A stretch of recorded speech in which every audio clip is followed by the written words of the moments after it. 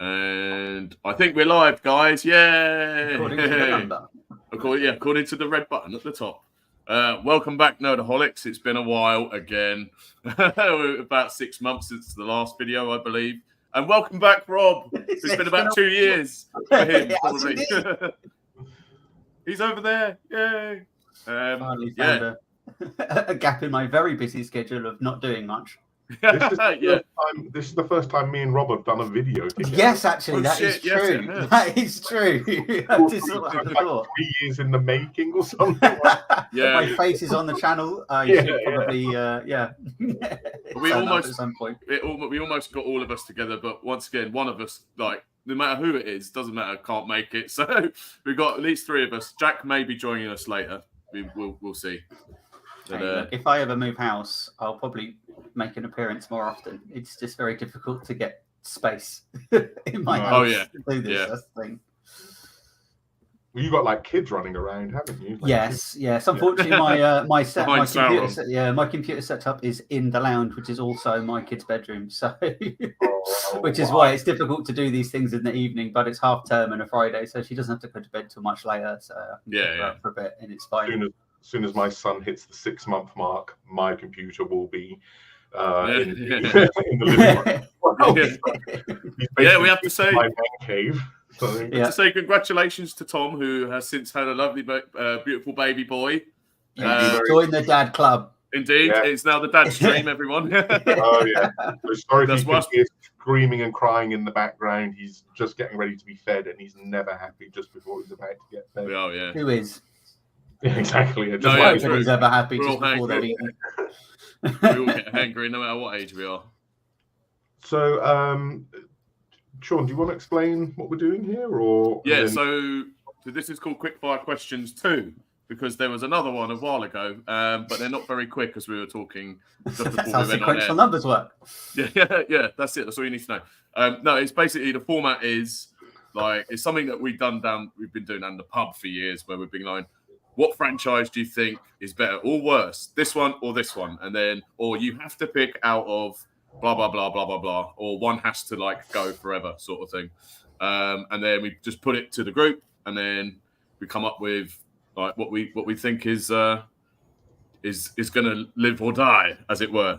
So it's just a little bit of fun. Joining in the chat, all 2 of you. Hello, Daniel. By the way, you legend. Daniel is one of our best mates, and he is an absolute legend. And we need to do another wrestling stream soon. We will be doing that soon. Yes. But yeah, feel free to chime in, Daniel, as well.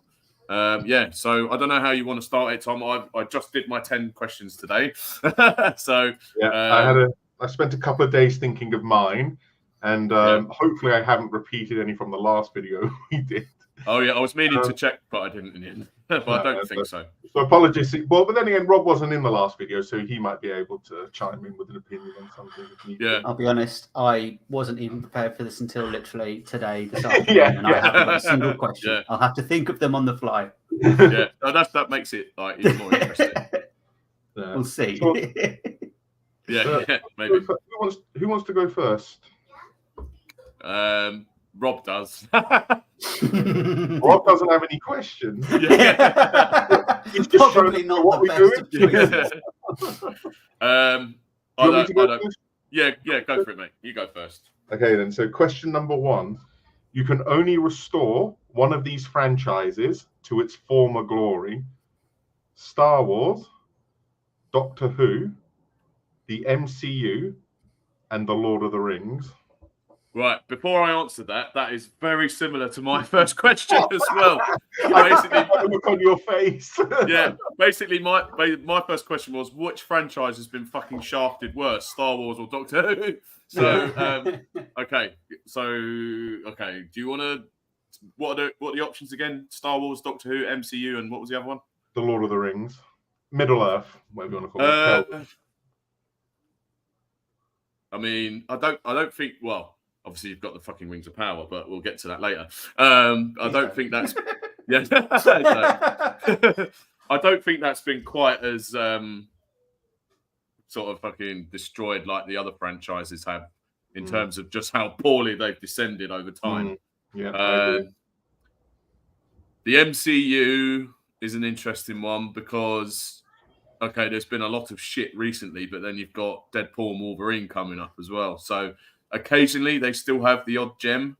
Obviously, it's not going to be as good as like, you know, phase one. So I don't know. I think that's probably not as bad as the other two.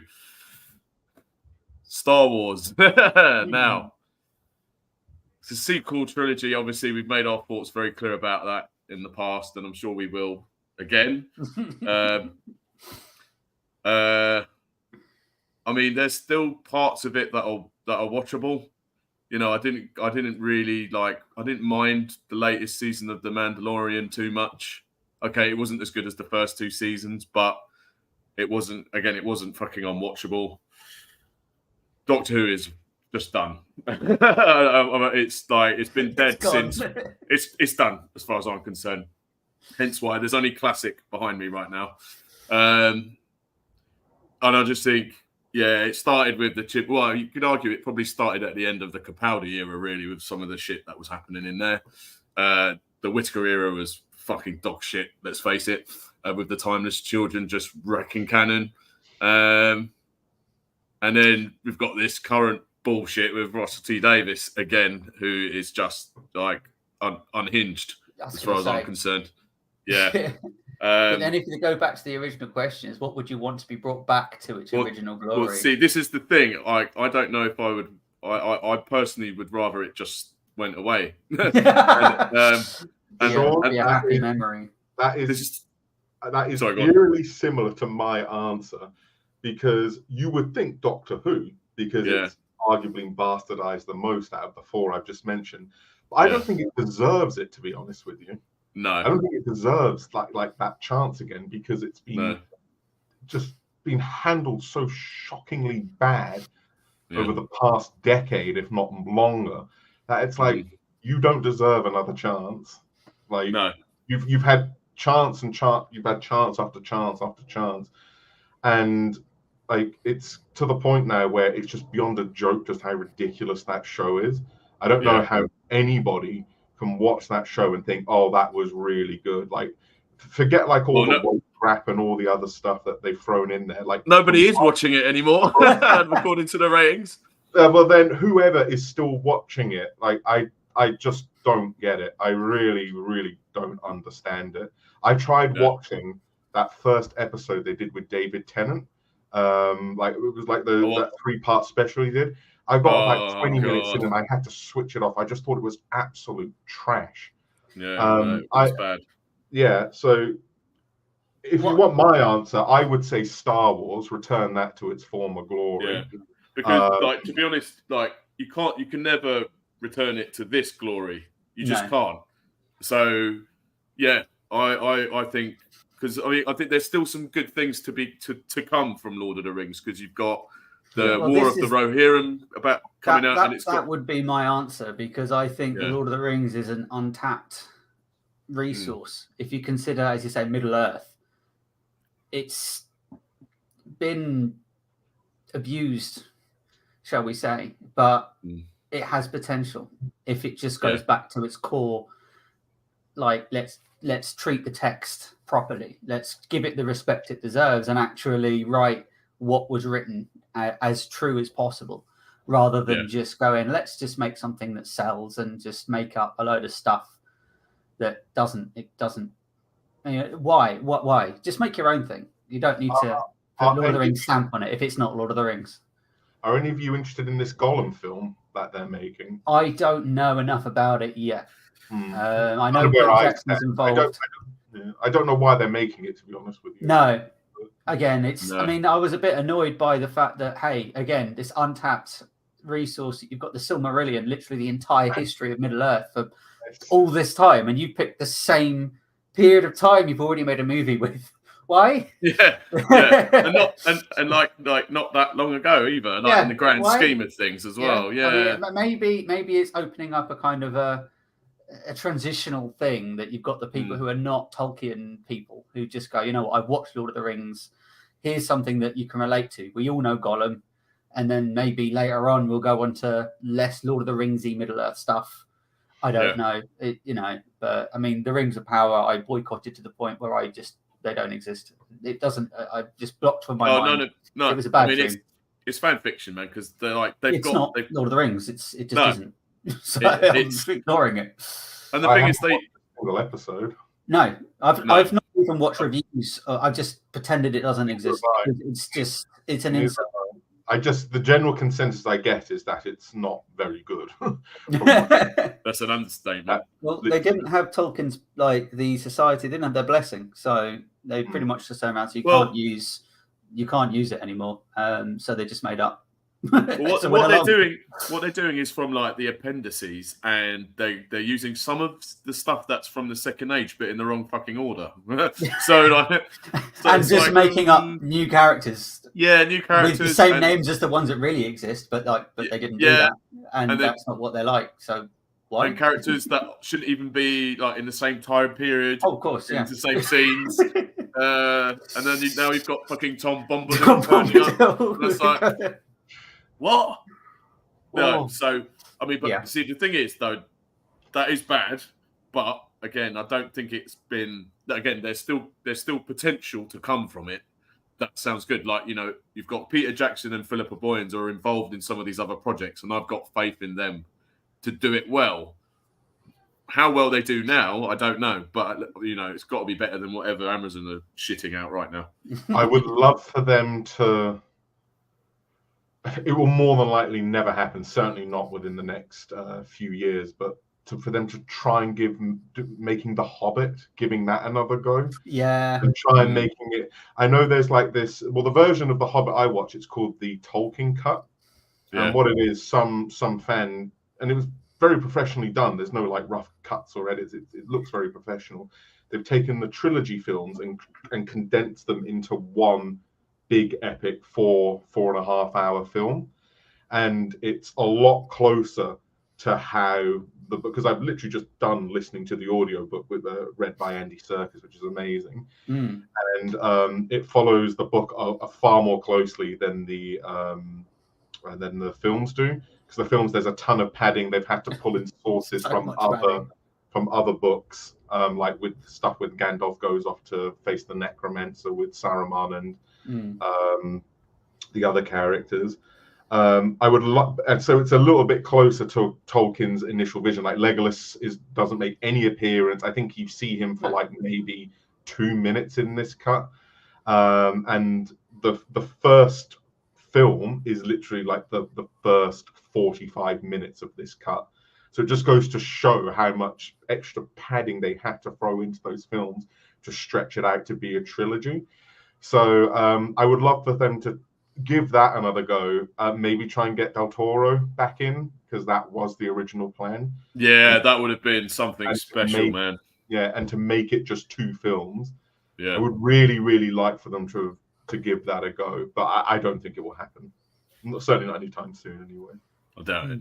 Maybe animated. I don't know, because I know that the War of Rohirrim is going to be an animated film, isn't it? But that's got Philippa Boyens behind it, so that should be decent. Because I was watching a Nerd of the Rings interview with her, and it's she really knows her stuff, and she's quite loyal to the way that Tolkien told the story. So I've got faith that it's not going to be a fucking woke cringe fest. Let's put it that way. Yeah. So I'm guessing, going by what everyone's saying, Star Wars would be the one we'd resurrect to its former glory. Absolutely. I mean, I agree. Yeah. Star Wars to me was, particularly those first 2 films they did, New Hope. It has a life. It still has a life. Yeah. They're 2 of the greatest films ever made. Empire might be my favorite film of all time.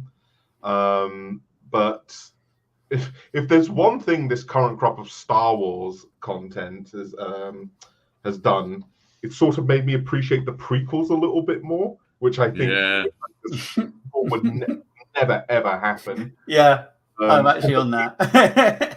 That's George Lucas's vision, and it's a clear vision. He had it. He didn't sway from it, no matter the backlash he had. So I kind of respect the artist's choice to a certain degree. Whereas, no, if Harry was here, he'd be like, "No, they're still shit." I mean, yeah, they are, but you can see that there was a purpose behind the three films, and it had a story that made sense from 1, 2, and 3, and there was something there, even though midichlorians, like, we'll just ignore that bit. But you know, there was something. It was honest to itself, but the last three. God, the last three. But the prequels spanned many other great things as well, like the Clone Wars animated series, Star Wars Rebels. It totally and utterly expanded the lore even further, and you know, like expanded more on Anakin's backstory, on Obi-Wan, the amount of books that came out that followed, you know, in between what was going on between each prequel film, the build up to each film, and even after what happened. So they did as bad as those two films. I don't mind Revenge of the Sith. I think that's grown on me more over time. The more I watch it, the more I appreciate it. Yeah, that feels more like a Star Wars dark and miserable. The other two. It's such a dark and easily the darkest Star Wars film. But if people still think they're shit, then they're fully. I mean, they're not like good movies, but at least they, like you said, Rob, they have a kind of a structure to them, whereas the sequel movies. As I rewatched all of them, because I decided to rewatch a load of stuff like last year. I think I watched all of MCU, I watched all of Star Wars. I just went on a binge and everything. It made me realize that I think the purpose of the first trilogy was to kind of bring in a new audience. There'd been a very, very, very long time since Empire Strikes Back and Return of the Jedi to then reboot the series, and they needed to have a younger audience. So you've got Jar Jar Binks, and it's all jolly and jumpy and fun. And I think that's the reasoning why. And obviously, I don't think we were necessarily the target audience for that film. No, it kind of needed to bring in some fresh blood, and that's kind of why. And then as the movies went on, it got darker and it got more sensible. No, I totally agree. I totally agree with you, Rob. I mean, those films definitely expanded the fan base even further. Like there were, because I was one of those people that thought when the Phantom Menace first came out, I thought it was great. Yeah, exactly. I loved the lightsaber battles. I loved the world. I loved how the film looked. I even enjoyed the pod race. But it did wear off quite quickly. But that to one side, there were too much Tatooine. Too much Tatooine in that movie. But there is like a generation that grew up on those prequel trilogies. Those are their Star Wars films. I don't hear anybody saying that about the sequels at all. It's because it was so bad. Terrible. Like none of the prequel films, as bad as they are, particularly the first two. When I say that, I mean I'm mainly talking about Attack of the Clones and the Phantom Menace. Like when I saw The Last Jedi, I left the cinema like it's very rare I leave the cinema and I'm annoyed. And I went to see it with my brother, and there was the scene where they go to that space casino, whatever that was. What a pointless waste of time that was. And Joe, my brother Joseph, was sitting next to me, and he looked at me, and he could just tell I was just fuming. And I was just sitting there with my arms folded, and he could probably see the vein forming on my forehead. And he was like, "You're right." And it was like, "No, this is shite." Like I knew there and then that this film was terrible. It was a weird one for me when I saw that, because it was a weird one for me when I saw that. So I was like, okay, I'm interested to see how this goes. You know, I didn't mind the Force Awakens too much. I was like, okay, neither did I. They're setting it up some I felt like interesting things here. I feel like it exactly. And then they forgot about it. yeah. And then I was like, okay, let's see how it goes. And then within the first 2 minutes, when Luke just throws his lightsaber behind, I'm like, oh no. Oh, what the fuck's going to go on here? And then I thought, no, it's all right. Maybe he's just, being a bit eccentric, but he's really going to get into it. And it was like, no, he didn't. He was a miserable fucker in that movie. And it's like, what are you doing? What? Oh, no. No. Awful writing. By the way, awful writing. Hamill as well. Oh, yeah, no. But, I mean, at that point, I can kind of separate the art from the life. My biggest problem with Mark Hamill is that he was bitching non-stop doing the press for that film and saying like I didn't like anything they did. I disagree with everything they did with the character. You That's hate right. it that much, but you still starred in the film. You still starred in the follow-up film, and you still took all the paychecks. Fuck this guy. No, he should have done. He should have done a Henry Cavill and just go, no, I'm not doing it anymore. Yeah, exactly. Yeah. I So would no, have this is ruining it. I'm not. You have to find someone else, knowing that they can't. Yeah. Absolutely I'm not drinking zero. blue. The man has But it committed the cardinal sin for me, Sean. You know what I'm like with it. It doesn't make sense. Yeah. Like, I think with sci-fi, there's a certain sort of, you can tell a good sci-fi by it doesn't hold your hand. It doesn't tell you. It doesn't sort of try to constantly tell you what's going on. It just goes, well, these characters know what's going on because they live in this universe. They don't have to tell each other because they know. And as an audience, you're just going to have to work it out. And that's kind of what the original series did. It just you didn't hold your hand. It just kind of, and there's a little bit where it's like Luke Skywalker originally goes, well, what is this force? Because he's never seen it before and all that kind of. But yeah, the last movies are just constantly holding your hand, constantly trying to tell you what to think, what to feel. And then it's like, oh, it's, we've got to do all this, and it's like 15 minutes. It's like, but that doesn't make sense. Like, how can you do that? Now you're trying to tell me how fast you're going in the time that you've got to go these distances, and mathematically that doesn't account for it. Like, it doesn't work. I don't understand why you just completely doing that again. Yeah, so you're telling me that Emperor Palpatine's alive? Why? How? Oh, he just is. Okay, because of the power of Sith.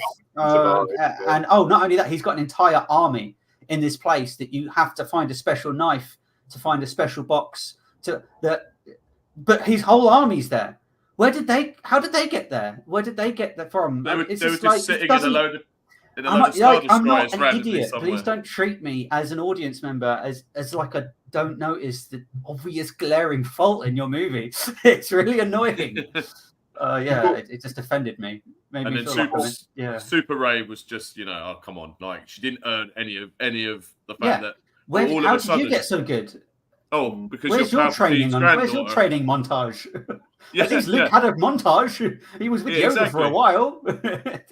There was like a dedicated piece of time to her actually training properly, not just running around and thinking, oh yeah, that'll do. I'll just move some stones. Oh, but I don't really know how or why I've got this power. Oh, by the way, she's Palpatine's granddaughter. They almost made a good trilogy. They almost made a good trilogy, I'll tell you now. And they just didn't. And it's just so frustrating because, like, I remember when I first watched the first one, I can't remember the names of them now. The Force Awakens. Yeah, The Force Awakens. I initially hated, what's his face? Darth Vader wannabe. Kylo Ren. Yeah, Kylo Ren. I initially hated him because I'm like, oh, you're just what Darth Vader wannabe. You're just like a new version of Darth Vader that's a bit shit. But then I realized that's the point. That's actually the point. He's supposed to be that character. You're supposed to feel that way. You're supposed to look at him and go, you're not Darth Vader.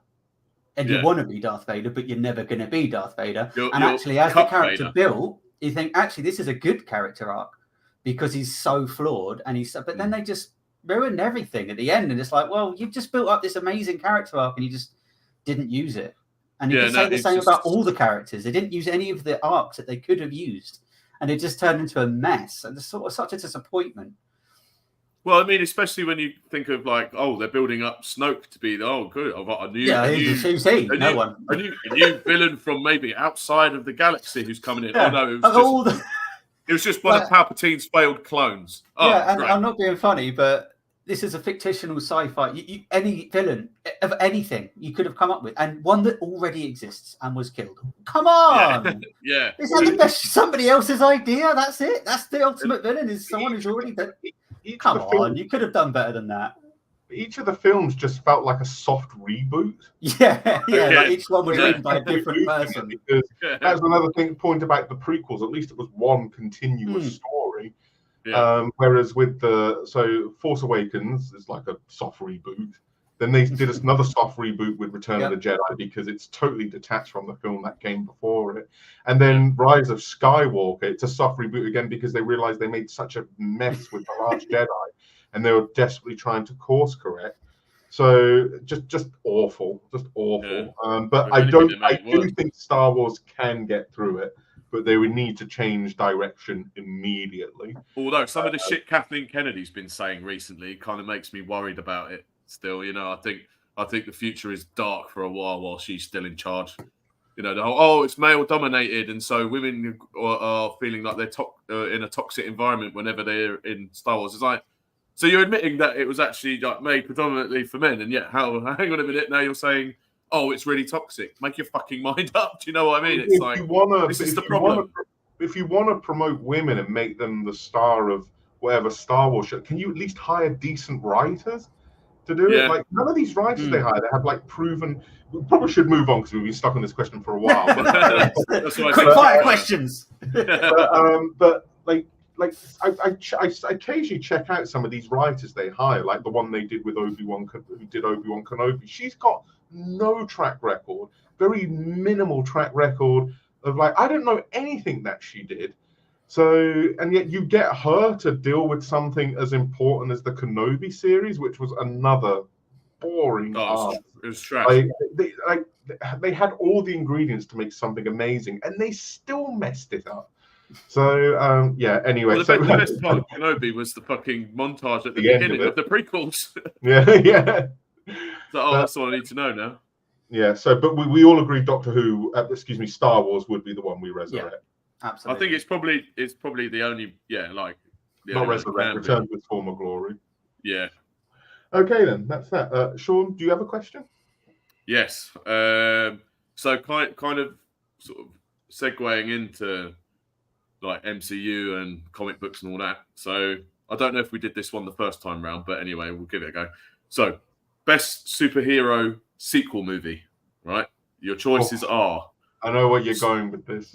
Spider-Man 2, Captain America Winter Soldier, or The Dark Knight. Oh, my Lord. I can tell you it's very difficult, but as it stands right now, Spider-Man 2 is my favorite. Then I would say The Dark Knight. Then I would say The Winter Soldier. But they're very close.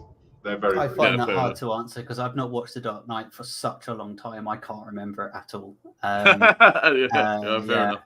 But so you enjoyed it then? Can say I like The Winter Soldier. having watched the entire MCU cinematic universe in chronological order last year, I do think that The Winter Soldier was one of the better ones. Yeah, Winter Soldier's amazing. It was a good one. Top 5 for me, easily. I'll probably.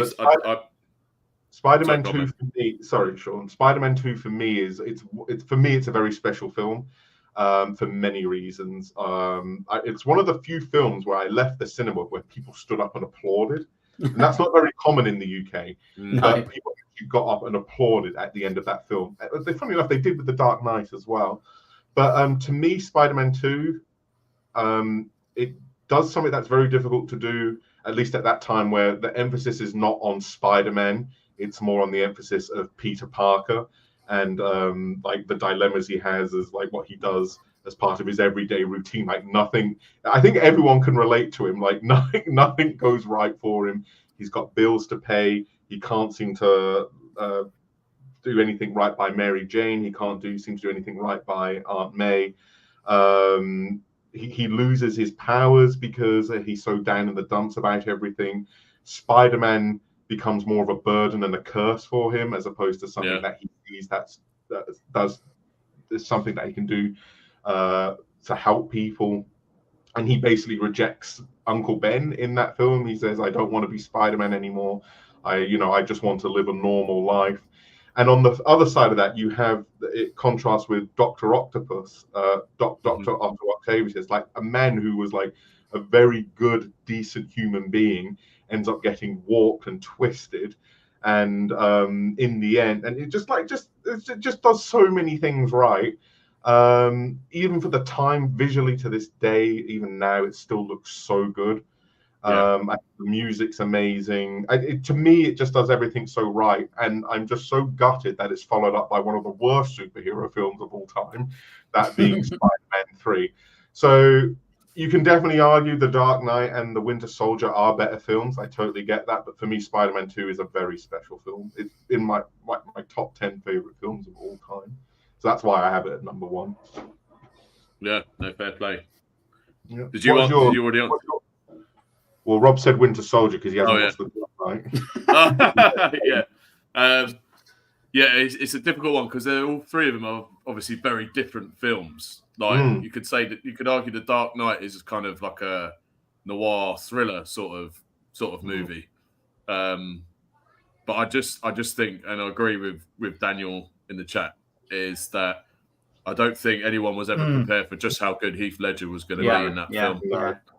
And people thought it was a miscast at first. Yeah, no, because I actually remember when it was first announced that he was going to be the Joker, and there were magazines in the shop about Empire magazine, and it had his face on it. And I first saw it, and I was like, "You what? Heath Ledger? Isn't he like some rom-com dude? Like, what's going on here? Like, this is really..."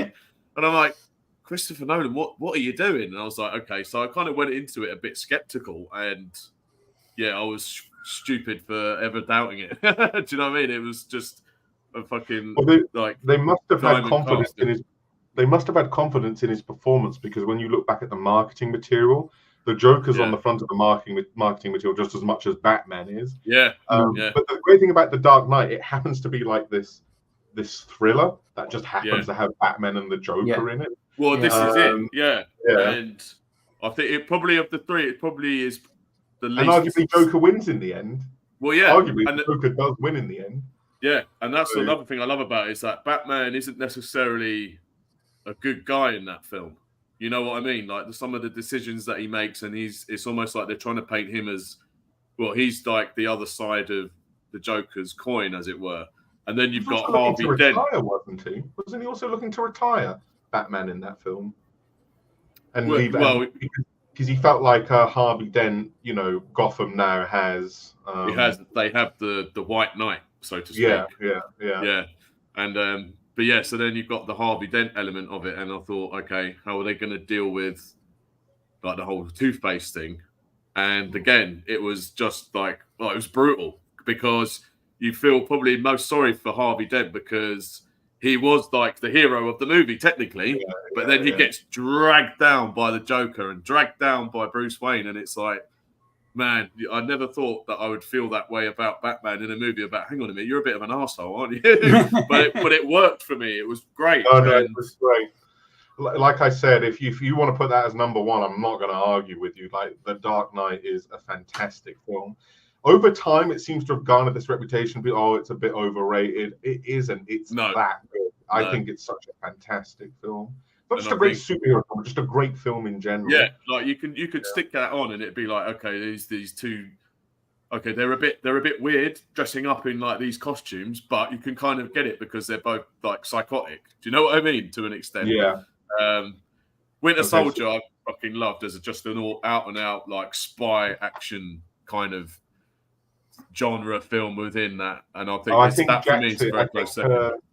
It's Jack.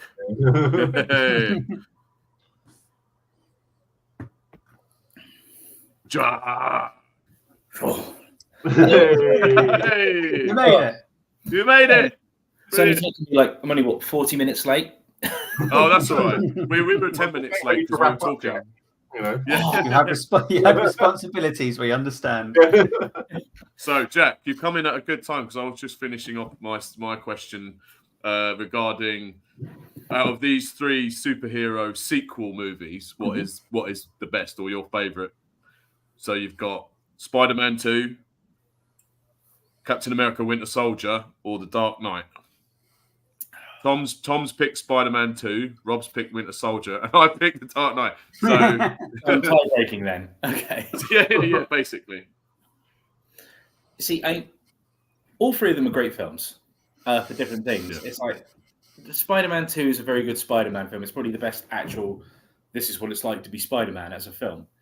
I don't think it really, I'm going to kind of edge towards Dark Knight, because I don't think it really beats that. Winter Soldier is also a very good film, but I don't know. It's kind of, I'm going to go with Dark Knight. I think it's literally a case of all three are good, but given the choice, I think I'd probably put them sort of Winter Soldier, Spider-Man 2, then Dark Knight, because I think the Marvel formula, while it's a really good sort of spy film, it's kind of like, I don't know, it just didn't. Shit, I got my words wrong. But yeah, no. As it gets the beer out, yeah. You She haven't had hasn't time even to given settle birth yet, yet, Jack. and you're already knackered. That's Corona Sorrow. It's a dry house now. Because you're not drinking now. That's fair enough. Mrs. is not allowed to drink, so I'm not allowed to drink. Of course. Okay. That said, I have already managed to. I have had an emergency glass of drinking wine. That is Good man. supposed to be done for cooking, but it's like, it's spoiling me now. It's fine. So the general consensus is that The Dark Knight is the best, even though we may not all necessarily agree with that. I mean, I'll probably change my mind after I watch it again. It's six of one and half a dozen of the other. To be honest with you, it's not like one's so much clearly better than the others. It's just they're all of a par. Yeah, and that's why I think of those original Spider-Man movies, 2 for me clearly was the best, and that's not just because it's just a general consensus. Like maybe I need to go back and watch it, but at the time I felt a little bit underwhelmed by the first Spider-Man movie. I think because there was so much hype surrounding it, and then when I finally got there, I was like, well, it was all right. And then Spider-Man 2 came out, and it was like, now we're talking. Why wasn't this the first fucking film? Do you know what I mean? And then third's just sort of shit the bed. So it's like Spider-Man 1 was very much a case of like, okay, how do we actually make a Spider-Man film? Oh, okay. Yeah. And then it's like Spider-Man 2 is like, okay, this is what worked from the first one. Let's do that again, but get rid of the stuff that didn't work. And, bit in Doc Ock, because everyone likes Doc Ock. It's fine. Yeah, exactly. Just before we move on, like the first Spider-Man film, I know there was Batman and I think X-Men came out before it as well, but Spider-Man to me, the first one felt almost like, like all these MCU films we have now and all these DC films, that really truly felt like the first one to me, because it wasn't really grounded. It felt like this great big, huge, high budget film where, like when you first see Spider-Man web zipping through the city, it's like that had never been done before on that sort of scale. Yeah. And it just felt huge. And William Dafoe, I mean, the amount of memes that have come from that film as well. Like, I'm something of a scientist myself, and all of that. It's just so many things I love about it. Even James Franco's Harry Osborn. I mean, like some of the faces he pulls in those films. It's just But if you want Dark Knight as number one, I ain't gonna argue. Well, I mean, it's not really like, all right, it has to. It's just whatever our personal thing is. You know what I mean? So you could put on any one of those 3 films, and you'd have a good time. Yeah, exactly. Like Rob said, six of one, half dozen of the other. Yep. No, that's exactly what Rob said. Right, I got one for you all. Which game did you play? And it can be any game it could be a recent one or any game you've played throughout your life. Which game did you play, received critical acclaim, was loved by the public, and you really enjoyed, but you will more than likely never play it again? Do you have a computer game that fits that? The Last of Us. Okay. The Last of Us. It's a fucking awesome game. Part 1, by the way, not part 2. Part 1, because it is an unbelievably well written game, well acted, gameplay is unreal, but it's also, and I kind of have this sort of feeling for Red Dead Redemption 2 as well. It's just so fucking bleak and depressing. I really can't bring myself to go back. It's like a one experience, an amazing one, but like no, I just can't go. I can't go back to it. But that's probably mine, just like off the top of my head. That's a good one. I think it's a hard question because I replay games all the time, and I'm racking my brain to think: is there any game that I just? Well, I'll say my one. I'll give you my one just so you can give yourself a bit more time. For me, it's a very recent one. It came out last year, and it won the Game of the Year award. It's Baldur's Gate 3. Right, yeah. Everybody. Remember you saying you started to play that game. Yeah, no, I really enjoyed it. It won awards left, right, and center.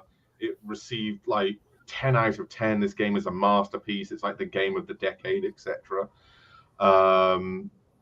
But I have literally no desire to go back and play it again. I didn't quite gel with the combat. I felt like there was almost like way too much to do at times, to the point where I found it slightly overbearing. Is that the right word? Overbearing? Yeah. Almost intimidating. And it was kind of like, right, I really enjoyed that. I'm more than likely never going to play it again, though. So my one would be Baldur's Gate 3. Although I take your point, Sean, I might agree with you on the last. I do agree with you on The Last of Us as well. I think I'd have to say FTL, because although it's not a AAA title like Baldur's Gate, it obviously was an amazing game, has a huge cult following, but I played it to death, and I don't want to play it again. I just don't want to play it again. Like, I think that was the experience that I had. I absolutely loved it, and granted, I didn't finish it 100%, but I don't finish any game 100%. I have a short attention span. That's why I replay games all the time, because I just get bored of it and move on. But I just don't think I'm ever going to want to play that game again. I've just played too much of it. I mean, I can totally sympathize with you on that, because I just recently platinumed Final Fantasy VII Rebirth, and oh my god, like, I honestly thought it was never going to end. I clocked in close to 200 hours to platinum. Hard to platinum, I think. Don't get me wrong, great game. I have issues with it, but overall it's a really great game. The amount of content they squeezed into a 4-year development cycle is bonkers in this day and age, and the fact it came out so polished is even more impressive. Yeah. But my god, if you just want to play through that game once, it's like, oh, game of the year. But if you want to platinum that game, my god, I never ever want to see Cloud and these other characters ever again after that, until they do the third one. Exactly. My god, I have platinumed Dark Souls and Elden Ring. None of them come close to how difficult Final Fantasy VII Rebirth was. By far the hardest game I've ever had to platinum. And the more I'm thinking, the more games I'm coming up with now. GoldenEye. Oh, yeah, but the thing about GoldenEye, that again, the controls are awful. They are awful. They are. Back in the day, you didn't know any better, but now it's like, how can you play? I even tried to play. It's on it's got a Switch or whatever it is, and I can't play it. It's just horrible. It's a horrible experience. And we're like, well, I'm not playing that then. I mean, the good thing about the only thing I liked about GoldenEye was the multiplayer aspect. I never really played like the main story. I just played it with mates. It was great. You can't play as Odd Job, Jack. It's cheap. It's not my fault. You should get good at using these broken controls. Just throw proximity mines everywhere and sit in a corner. That's what you do. Yeah. Oh, and the game that I'm picking it's actually going to be Legend of Zelda: Breath of the Wild. Oh wow, fair enough. Because really? Okay. Yeah, because Tears of the Kingdom basically broke it for me. True. It's kind of. I tried going back to it. I literally tried playing it like yesterday morning, and it's kind of like, no. I like being able to build things and fly around. I like being able to go a lot more vertical. It's like, it's kind of this shit in the sky and there's shit all underground. But at the same time, it's like, I can build cars now, and I can't go back to being able to build cars. I've got a medieval game with cars in it. I totally get you with that, because I'm like you. I was playing Tears of the Kingdom more or less the same time you were, because we were chatting on Facebook about it. Yeah. Tears of the Kingdom basically takes Breath of the Wild, trims the fat, and takes whatever worked and just made it even better. Yeah. So in that sense, I don't want to say it makes Breath of the Wild obsolete, but at the same time, it kind of does. It's almost like the exact same format you follow. You've got the 4 shrines or temples to go to, and Ganon's the enemy, and you've got to rescue Zelda. So it does follow the same format. It's like 90% of the world map is the same, and then you've got like the 2 extra maps of the sky and the depths. But even then, it's kind of like, this is why it's kind of like, it's so similar. It was why I can't go back and do it. I tried. It just doesn't feel right and doesn't feel the same. I'm too used to Tears of the Kingdom now. See, the funny thing is, I feel that way about Skyrim and then I end up playing it again. So I'm like, I'll always go back to Skyrim. Yeah, it's one of those ones. It's like, I think Skyrim did that to Oblivion. Yes. Why would you play Oblivion? Yeah. Because Well, Skyrim's that's- better. That's what's interesting about Skyblivion. So, like, Skyblivion. these modders have been working on it for years, but they've basically taken Oblivion and put it in the Skyrim engine, whatever engine that is, and it looks amazing. But that aside, the real reasons why Skyrim has lasted for so long is because there's just so many mods that are constantly coming out. all the time. Like some modders, like if you like these texture mods and these mods which tweak the mechanics and everything, it feels like an entirely different game. So Skyrim, if it didn't have, feels like Skyrim. Yeah. Oh, yeah. That definitely feels like a different game. Breathing fire at you. okay, For the so, Emperor! Bolt gun the dragon down. There you go. For the Emperor, I took an arrow in the knee. It's like, you can even do the Kamehameha in Skyrim nowadays. There's almost nothing you can't do in that game now due to the mods. they've even put mods for like on PlayStation and Xbox for it as well. So it's kind of like it was cool as Space Marines, but at the same time, it's like, you know what? I messed about with the Skyrim Civil War mod, which basically it ups the amount of random patrols of the various. That is arguably the main. And it's just there's people kicking the shit out of each other all the time when you walk through the wilds. It's great. That's arguably the better plot in Skyrim, the Civil War, as opposed to what's going on with the Who dragons. gives a fuck about these dragons? Shit, they can fuck off. It's all about whether you're a Nord or not a Nord, basically, according to them. Who cares? Well, this is it. The whole game is basically designed for you to be a Nord anyway. So if you only play anything, kind of like if Lee was here, he'd be like Stormcloaks for life. No, I find myself joining with the Empire a lot more when I play that game. My last playthrough, I did, So. Okay, so Sean's, yours was The Last of Us. Mine was Baldur's Gate 3. Your name, you're awesome at Bob there. Whatever you want it to be, mate. Bob was what was it again? FTL. FTL would my official answer. Yeah, and Jax was Breath I of have the many. Okay. We could do a whole stream just on that. So you have a question for Tom? You've mined into the gaming thing. That's my bag. Yeah. So, what is the oldest game that you replay, not including mods, just as is? The oldest one. The oldest one that you find yourself replaying. As in, like, when it was released, or when you played it, like the oldest. No, the original when it was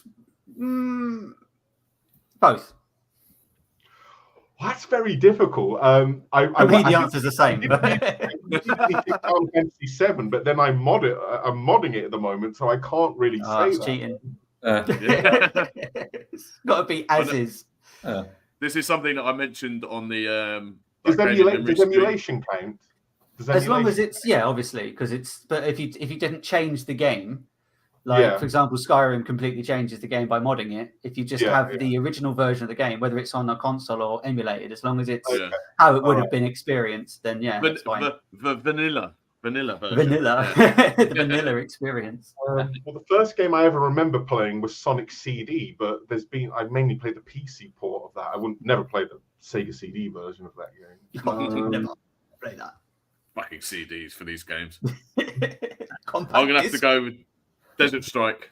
I come back to it now and again. mainly for the theme tune, obviously. But I just think the helicopter is it still feels really smooth even now.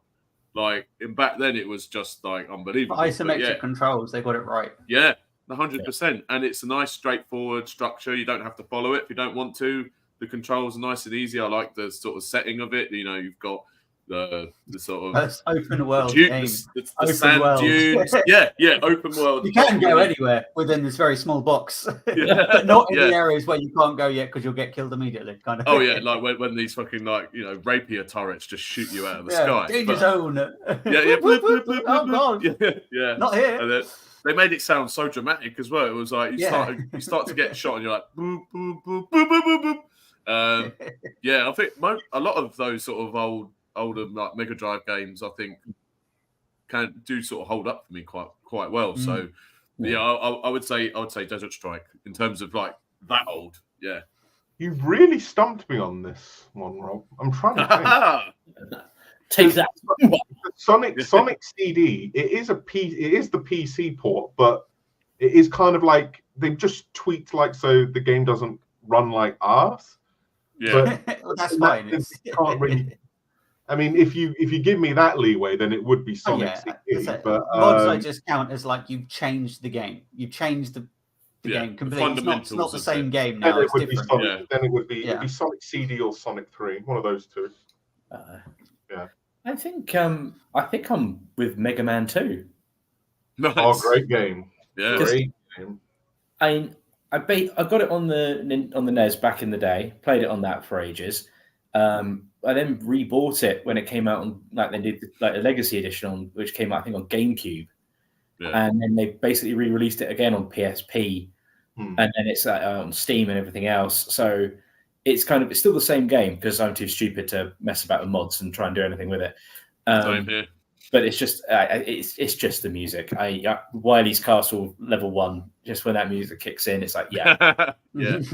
It's taken me half an hour, 40 minutes to get here, but this is worth it for this 2-minute bit of song that I can listen to on YouTube if I And the good thing about this being live is that we can't put any clips that will get us like copyright claimed either. So we can just talk about them. Yeah, I know, right? I still hands down the best old school music track was Zoids on the Commodore 64. Zoids, Zoids on the Commodore 64. I had no idea how to play the game, not a clue. It's just so confusing. I've watched a Let's Play on it, like someone playing it. He doesn't even know. It's so what the hell? It doesn't make any sense whatsoever. But the soundtrack, what a good soundtrack.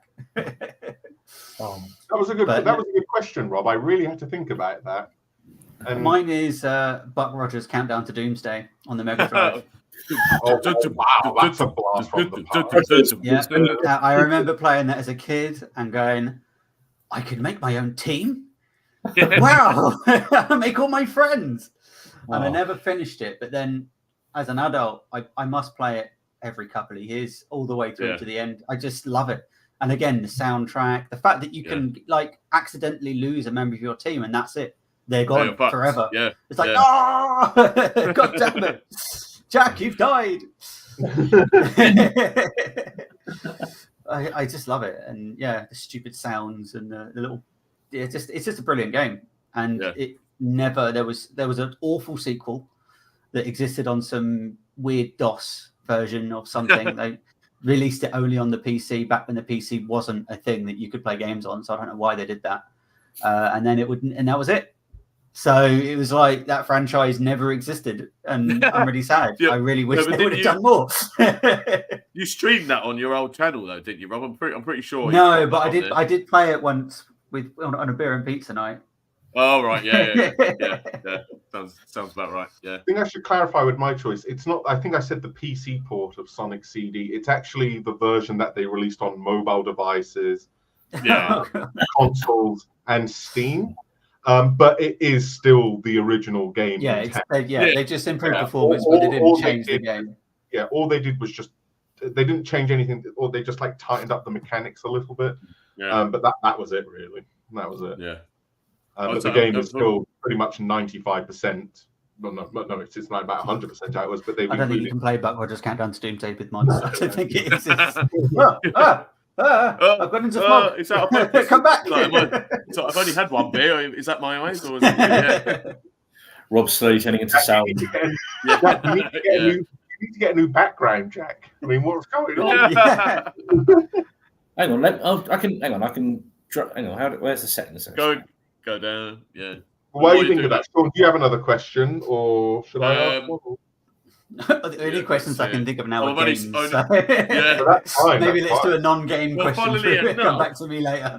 I got a big question as well. Funnily enough, my next question is a game question. Oh, good. Let's just but Rob, I don't know if you're overly familiar with this franchise like the rest of us are, but I'll put it out there anyway. This I mean, it might be an easy one. I don't know.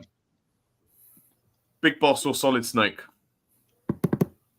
Oh, Solid Snake. Yeah, me too. Jack? Based on my very limited experience, it would be Solid Snake. I'm gonna say Solid Snake. Yeah. Big Boss had a good story, but they've Raiden. It now. Yeah, right. No. Yeah, sorry, Rob. I thought that But I got up to that Metal Gear Solid 2, and then that was as far as I got. I never got all right, further yeah, than no, that. fair enough. It was a console. It was PlayStation specific. I didn't have a PlayStation, so alas. Well, if that's the case, I'll get my next question out of the way because mine's also related to Metal Gear Solid. Yeah, there we go, Jack. Nice. Would you rather a remake of Metal Gear 1 and 2, or for Konami to press ahead with Metal Gear Solid Delta? Oh God, someone's found my channel. No, Yeah, don't look. Like, Don't look. that. I'm very old. I'm going to put the link in the chat in a minute. No. It's abandonware, right? No, it's not. It's great because you have loads of openings of you making cups of tea. Yeah, and you have a really good 8-bit intro as well. It's brilliant. That was Zoids. That was Zoids. Yeah, that was Zoids. Yeah. God. Say that again, Tom. A remake of Metal Gear 1 and 2, or Konami. For Konami to press ahead with Metal Gear Solid Delta, which is a remake of Metal Gear Solid 3. Yeah, for me that's an easy one. A remake of Metal Gear 1 and 2, because we've already had Metal Gear Solid 3.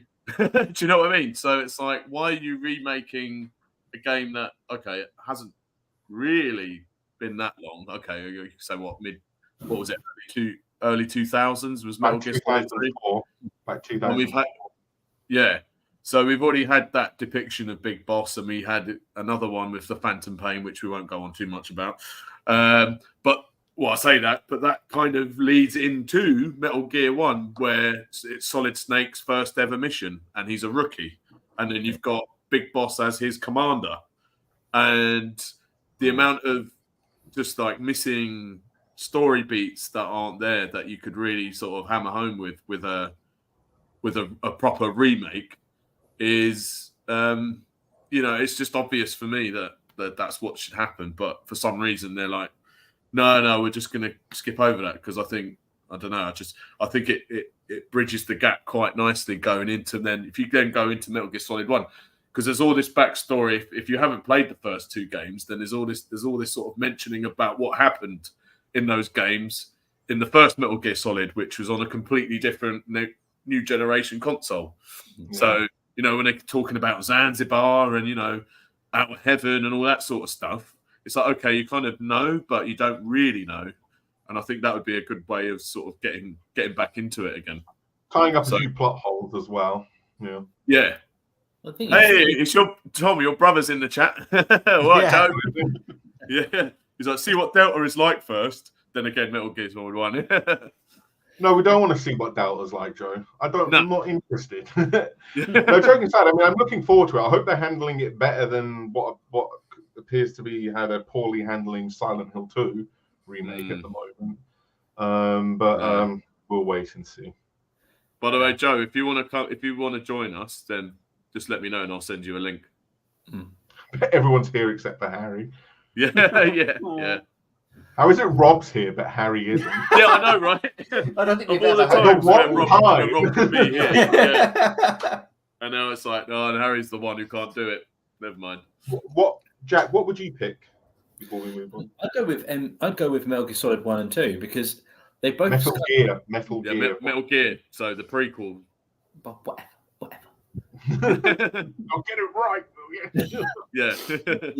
They both kind of suffer from first game itis, because it's really early technology. There's not lots they can do with it, so it's kind of like it's not that they're bad. It's just they're very clearly NES games. They're not. They can't be more than that. So remaking them would be a better idea. The problem is there's just more money to be made with remaking MGS3. So. The thing I know about 3, the Delta, isn't it? Basically, it's going to be pretty much beat for beat what happens, just with better technology. That's what I've gathered. It sounds like it's just going to be more like it's almost like they've taken Metal Gear Solid 3 and just given it a HD, like pack makeover or something like that. Yeah. Because from what footage I've seen, it looks exactly the same. Only it's had a huge graphical update. Yeah. So, and I assume they'll redo the voice acting as well. Well, I guess another thing. Apparently, they're not even going to re-record it because 3 was at the point where they didn't need to. Metal Gear Solid 1 was something to do with the recording where the technology was picking up. Like if you try to do a HD port of it, it picks up background noise and like cars going past the recording studio and shit. Whereas I think by the time they got to 3, they didn't have that problem. So I think they're just porting the dialogue. Seems a bit lazy to me. Exactly. Yeah. You may as well just not bother doing it. Just not do it. Don't. I mean, I'll see how it is, but if you want to see how to do the perfect remake, look at Resident Evil 2 and the Resident Evil 4 remake. That is how you do a remake. Yeah. Whereas I really want to see like a rookie Solid Snake learning the ropes. I want to see like Grey Fox in his heyday. I want to see the original Outer Heaven and like how that all came about. Like we don't really get to see it that well. Whereas Metal Gear Solid 3, I'll just play Metal Gear Solid 3. So it's That's it. Metal Gear Solid 3 had an HD re-release, didn't it? Recently, a couple of years ago or so now. So it's like, you don't need to do anything with that, not unless you've got something brand new to do. And if all they're going to do is upgrade the graphics, it's like, I mean, Final Fantasy Rebirth and Reunion and all that, they've adjusted the story, they've adjusted the combat, they've adjusted the graphics. And I'm like, okay, fine. I mean, Rebirth and Remake, I mean, it's so weird. They've followed the original story like pretty much 95% of the time. And then when they change it and change that 5%, it doesn't make any sense whatsoever and doesn't fit with the theme of anything that has come before. So it's just so jarring to me. And it's so frustrating as well, because it's like you were like nailing it, and then you have to piss on everyone's chips in the last like 5% of the game twice. So I'm still going to get the third one because I want to see what happens. I'm a sucker. It came out in 1997. You got it on PlayStation 1. You know the ending. Well, do we though? Oh, because I don't know if you played it, Jack. I'm not going to get into spoilers right here, and it's still fairly Again, I played it in 1997, so I know what happens. Once again, you think you do. You think we know. I'll just say they have their cake and they want to eat it, and they want to eat all the slices. So it's right. all I'm going to say about it. All right then. Sean, do you have one, or Rob, do you have another one, or Jack? I have another gaming question. If you, I'm just gonna get a drink, so I'll be back in a sec. Okay. Do you want me to wait? Just sit here quietly. It'll be like 2 seconds, so you can start. You can sit quietly and just wait till. No. Just crack on, and I'll pick it up. I'll pick it up. So okay, this is the question. I'll listen to it and then I'll get the drink. In your opinion, what is the best overall game? Now, this is not your favorite game necessarily, but what is the game that you think got everything right? Jesus Christ. I don't think there's any.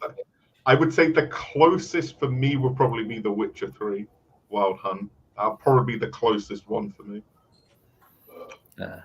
Not my favorite game of all time. I think it's my third favorite game of all time. But I think The Witcher 3 is probably the closest you can get to perfection when it comes to a video game. I'm sticking with Mario 3 from the NES. The game teaches you how to play it. It's not complicated. It's fairly simple, but it's a lot of fun. And it's doable within a day. You don't have to spend too long. It's it's a nice length for what it is. You can spend extra hours doing all the levels. You can spend a shorter length of time and just nip through by using like warp whistles and stuff. But it's, I don't know. I'm a bit more of a sucker for the older games, but some of those older games, it's kind of like when they worked, they really worked. And I think Mario 3 I'm going to stand by that.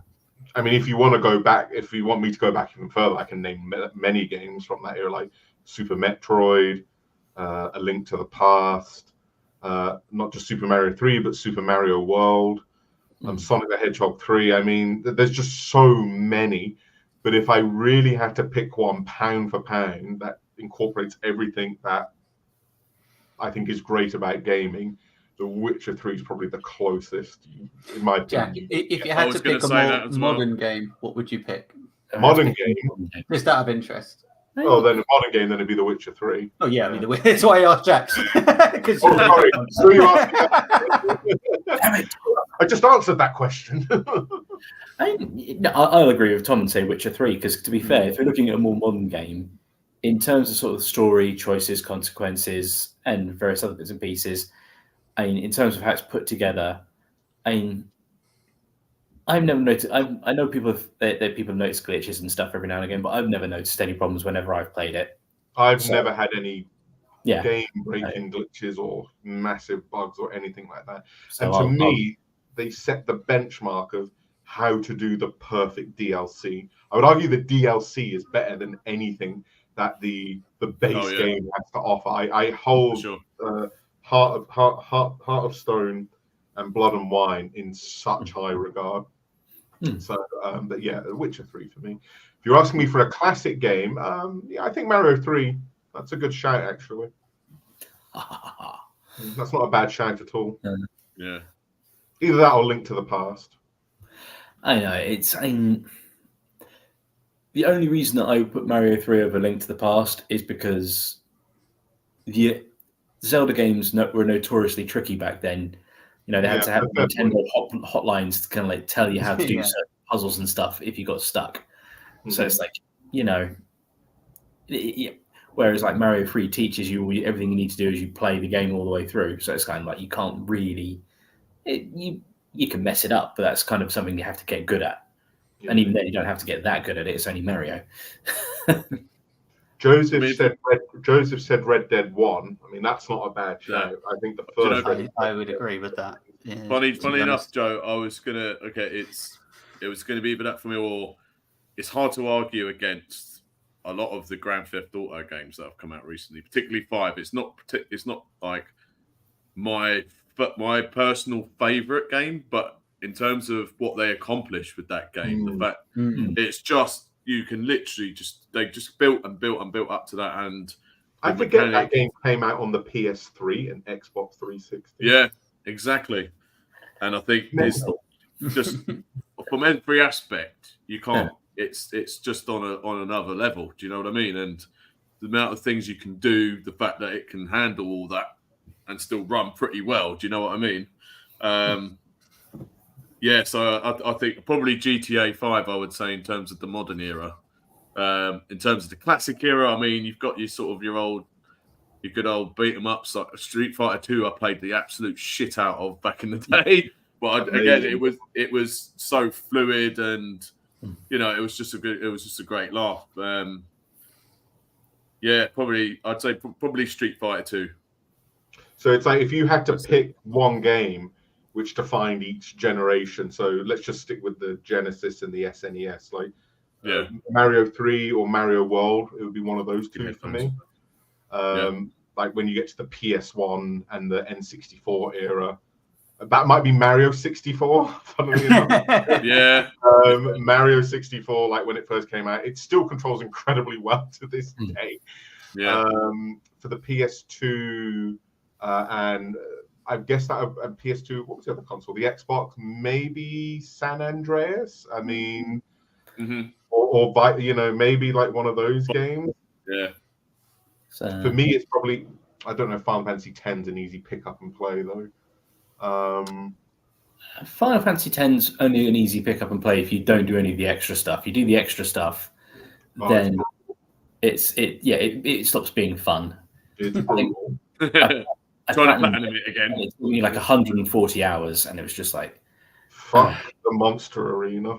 Yeah, my God. Like, battling the monsters is great, but it's the fact that you got to capture all these other monsters, so they can like basically and then create new monsters. Oh yeah, you got to go through the grid, gut everything, rebuild it from scratch. I actually had to make a spreadsheet to work out what I needed in the right. That's not you shouldn't need to do that. You make a spreadsheet to play a game. The extra stuff. It's like, no. Jack's bringing his Excel spreadsheet to his final page. This is why I think it's a difficult question, because it's a good question. You've got to think about how much is my feelings based on nostalgia or my personal, I particularly like this, but actually, did they execute that properly? You know, I have to say that in my opinion, Subnautica. Oh, in terms of modern Oh games. yeah, you know what? I haven't played that. I've heard so many good things about it. I really enjoyed that, Rob. When I finally got around to doing it, it's amazing. It's a perfect horror game because it is a horror game. Yeah. But it's also not a horror game because the whole point is you're on an alien planet, and that's it. You're on an alien planet. Good luck. Like and the not only enemies are not alien planet, you're underwater on an alien planet. Yeah, you're underwater on an alien planet. The music is spot on. The ambience everywhere you go, it gives you chills the first time you go there, and then it just feels right. The sounds, the design of the creatures, everything is perfect. Even the construction, it's just complicated enough to make you feel good when you find a new resource, but not so complex that it's like, oh no, I've got to grind this for 6 hours to get all these things to make this thing to make that. And then it just keeps surprising you. Like the first time you find a Leviathan, it's like, what the hell? Yeah, fucking terrifying. It's okay, I'm in my submarine. Then it grabs your submarine. It's like, oh Jesus Christ, what's it doing? Yeah. No, it's just every time it just hits right. It doesn't hold your hand. It just points you and goes, that's kind of where you want to be going. Go kind of there. Yeah. And you've got to work go that way. You could be screwed. You can speed run it if you want, but you can also, it's just, I just think you got it perfect first time. Yeah. There's no faults. I've spent so much time thinking about it. I cannot think of anything about that game that they did badly. Yeah. I think it's just perfect for what it was. So that'd be my classic. That's not a bad shout. I mean, another wild card I could probably throw in there, we just mentioned it, maybe Breath of the Wild. I mean, that did sort of, in a day and age where you feel like every other game is an open world game, Breath of the Wild felt incredibly fresh and new. Yeah. I know Tears of the Kingdom went on to did it better, but Breath of the Wild was like such a huge experience for me when I first played it. So... And I looked at IGN's like top 10 video games of all time, and they had Breath of the Wild as number one. So that game's clearly had some impact on gaming culture. Oh, it did. It had a lot of impact because it's kind of like it was the first thing where you could actually go everywhere. It's like the whole see that mountain, you can climb it. Well, you actually can climb it. There's no visible walls. Nothing stopping you. Yeah. And Rob, I'm pretty sure your favorite horror game was that game about the stairs that you showed me. Yeah, well. SCP-0087. You just walk downstairs for as long as it feels like making you walk downstairs for. You keep walking down the stairs and randomly a face just appears and jumps at you. Yeah. Well, I know that. I was jumpy back then. Especially when go on, mate. Me and Rob used to watch a guy called Necroscope 86. Oh, Necroscope's a legend. On YouTube. And is that the one you just endlessly keep walking down the stairs and then that face just jumps out of nowhere? Yeah. That was my first introduction to that.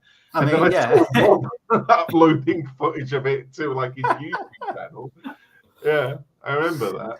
No, I think back then, like I think that was my first experience of like games that were built purely to scare you. Like there was no other purpose. There was no story. There was nothing. It's just we're going to make you jump. We're going to scare you, and that's that. That is the only thing this game is for. And it did. I mean, nowadays it's like it's been done to death, and it's not really that scary anymore. It's boring. But it was like my first experience, but it was terrifying because it's just like something's going to happen, and you don't quite know when. And it kind of just it's the anticipation. It just suddenly it's the anticipation of it. It's like a Slender Man. It's just the anticipation of a bad thing happening, and you can't do anything about it. I still go back to when you uploaded that, and then you were like, "Oh, don't really want to. My friend Sean's just left the house. Come back." By the way, Rob, I'll put your channel in the chat. No, it's not. I mean, it is my channel, but it's not my channel. It's your channel. I've not used it in about 10 years. I know, but it's like, retro is the word of the day. So, it's a retro, retro channel. Don't judge me. It's crazy. That's a good my brother in the chat said PT. That was another very scary. Yeah. It was almost like a demo, like a tech demo for what would have been Silent Hills. And Konami and Kojima completely fell out. That never happened. Wasn't that what Norman Reedus was supposed to do before he did the walking simulator? Yeah, basically. Yeah, I think so. Yeah. And Del Toro ended the up walking simulator. Well, but I got a I suppose they could be just a yes and no question. After numerous DLC, an extended cut, and having 12 years to marinate, can BioWare finally be forgiven for the ending of Mass Effect 3? No. Well, I think. Say how you feel, Jack. Well, the only way for me that it can be forgiven is if actually the choices make sense going into this new, whatever they're going to call it. But Jack, you take the floor. Right. The simple fact of the matter is,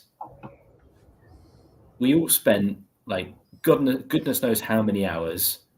And speaking for myself, I had 4 different save files. I played from Mass Effect 1 into Mass Effect 2 into Mass Effect 3. So like both doing Paragon Renegade, making different choices as you go, different builds and so on. And then you get to the end and then just kind of like, you're just going to give me that little, 30 seconds of different colors. And even then when they did the extended version of the ending, it's kind of like you didn't really make it any better. Didn't make much. No. It's kind of like, because the choices don't really link to anything. The story you're trying to tell doesn't link up with everything we've done so far. Okay, so the whole thing is supposed to be about some well done, Daniel. mythic alien creatures kind of coming out of nowhere for reasons we can't understand, and then it turns out it's like, oh no, it's just about biological life versus AI, and it's like, okay, well that's not order and chaos, and we need to wipe out everyone in order to get the chaos again. Yeah, and that doesn't work because I've literally just proved it doesn't work with the Quarians and the Geth, which is something that's been in the background for years. And then it's just like, okay, so no, they had their chance. Their chance of redeeming themselves was Mass Effect Andromeda, which I will be honest, I enjoyed playing the actual gameplay, but the story was horseshit. So I just thought it was repetitive nonsense, to be honest. It was like you go from planet to planet doing the terraforming shit. And the villains in it were just so weak. They were just weak, like rubbish, like generic. Oh, big alien want to take over galaxy. It's like, nah, wasn't for me. You're talking about the Reapers. Sorry, No, the Reapers are great. I'm talking about the villains in Andromeda. But, right. Sorry, I didn't catch the Andromeda. The Kinyet or some whatever it's called. I can't remember the names of them, but they were just like knockoff Star Trek villains, basically. Yeah. Andromeda was their chance to rebuild their reputation and prove that it wasn't that they hadn't maybe yes they'd rushed the end, but here's their chance to say sorry and do it properly. No, they didn't. So Jack, I'm going to send you a mod. That here we go. And what it does, you have 2 endings. You have a good ending and a bad ending. So you have their ending. The good ending if you follow the Paragon route. And if you have enough war assets, and what it does, the game cuts away after Anderson dies.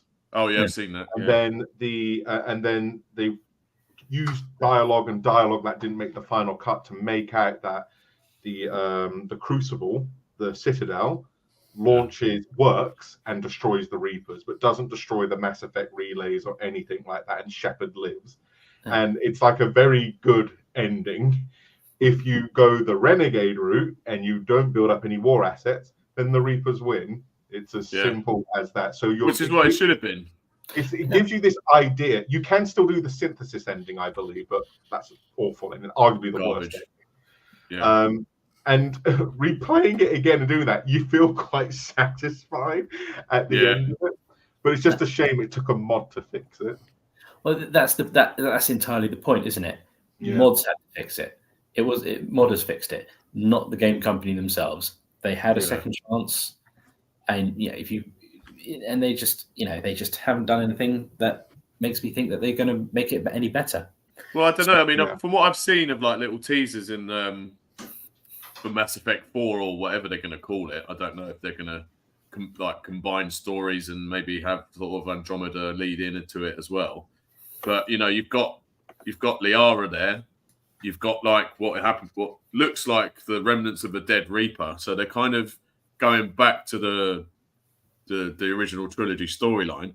Whether or not Commander Shepard is the player that the main character, I doubt it. But I don't know. I'm intrigued to see how they go with it, and they've been sort of keeping things under wraps enough that it's like, okay, I'm willing to give this another go. If they fuck it up, then that's it. BioWare can kiss my ass as far as I'm concerned.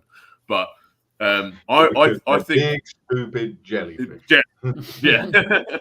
But yeah, I think Mass Effect has a better chance of redemption than I don't know about Dragon Age though.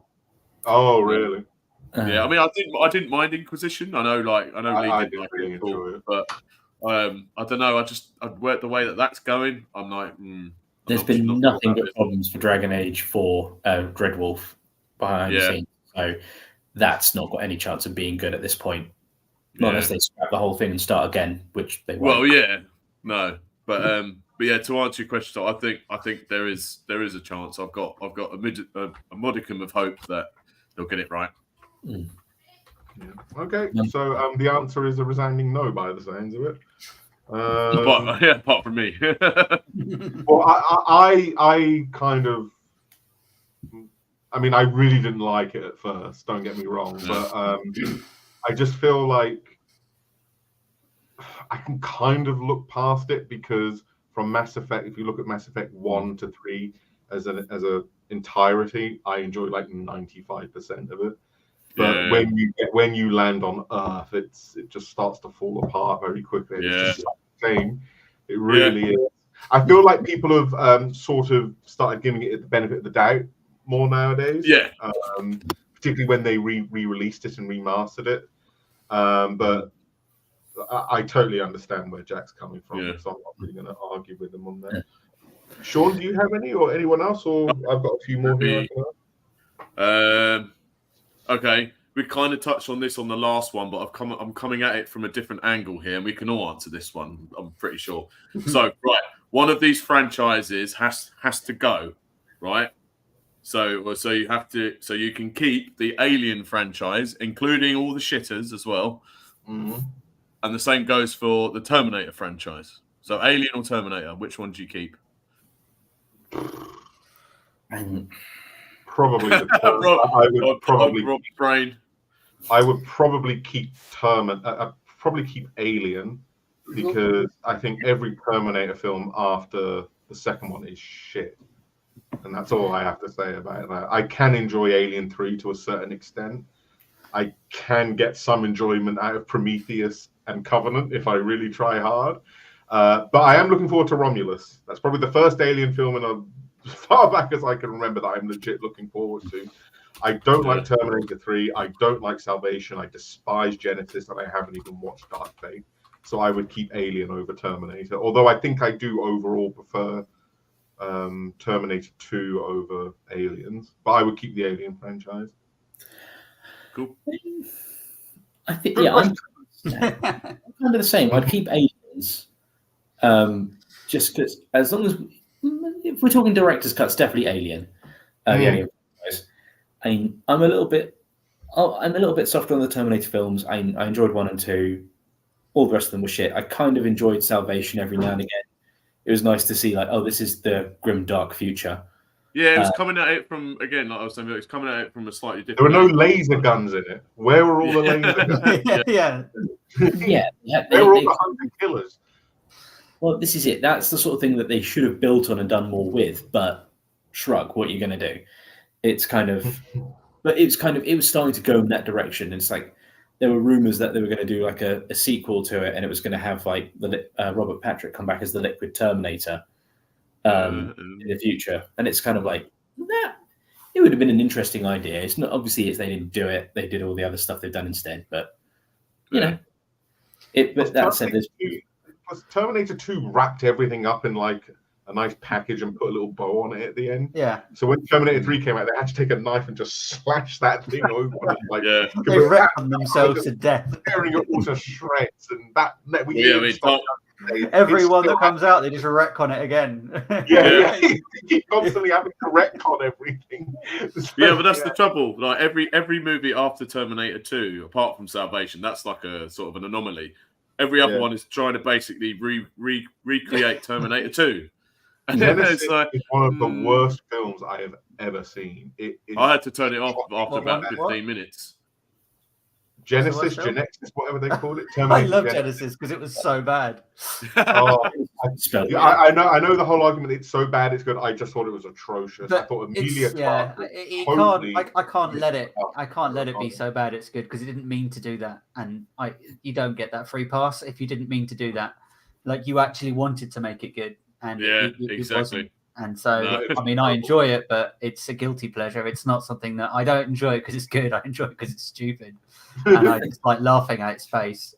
But I think for that reason, I'd stick with the Terminator franchise because I can rewatch Terminator 2 till the cows come home. Like I just love Terminator 2. It's one of the best movies ever made. Yeah. Period. And I can't lose it. So that's it. And all the crap movies from Terminator, I still like to watch because they're stupid and funny. Yeah. I'd probably have to say the bad Terminator films are probably slightly better than the bad Alien films. Is that? But then when you're comparing like I strongly disagree with you, but yeah, it's difficult. That's what I mean. There's not much in it, but I suppose I just prefer that kind of world.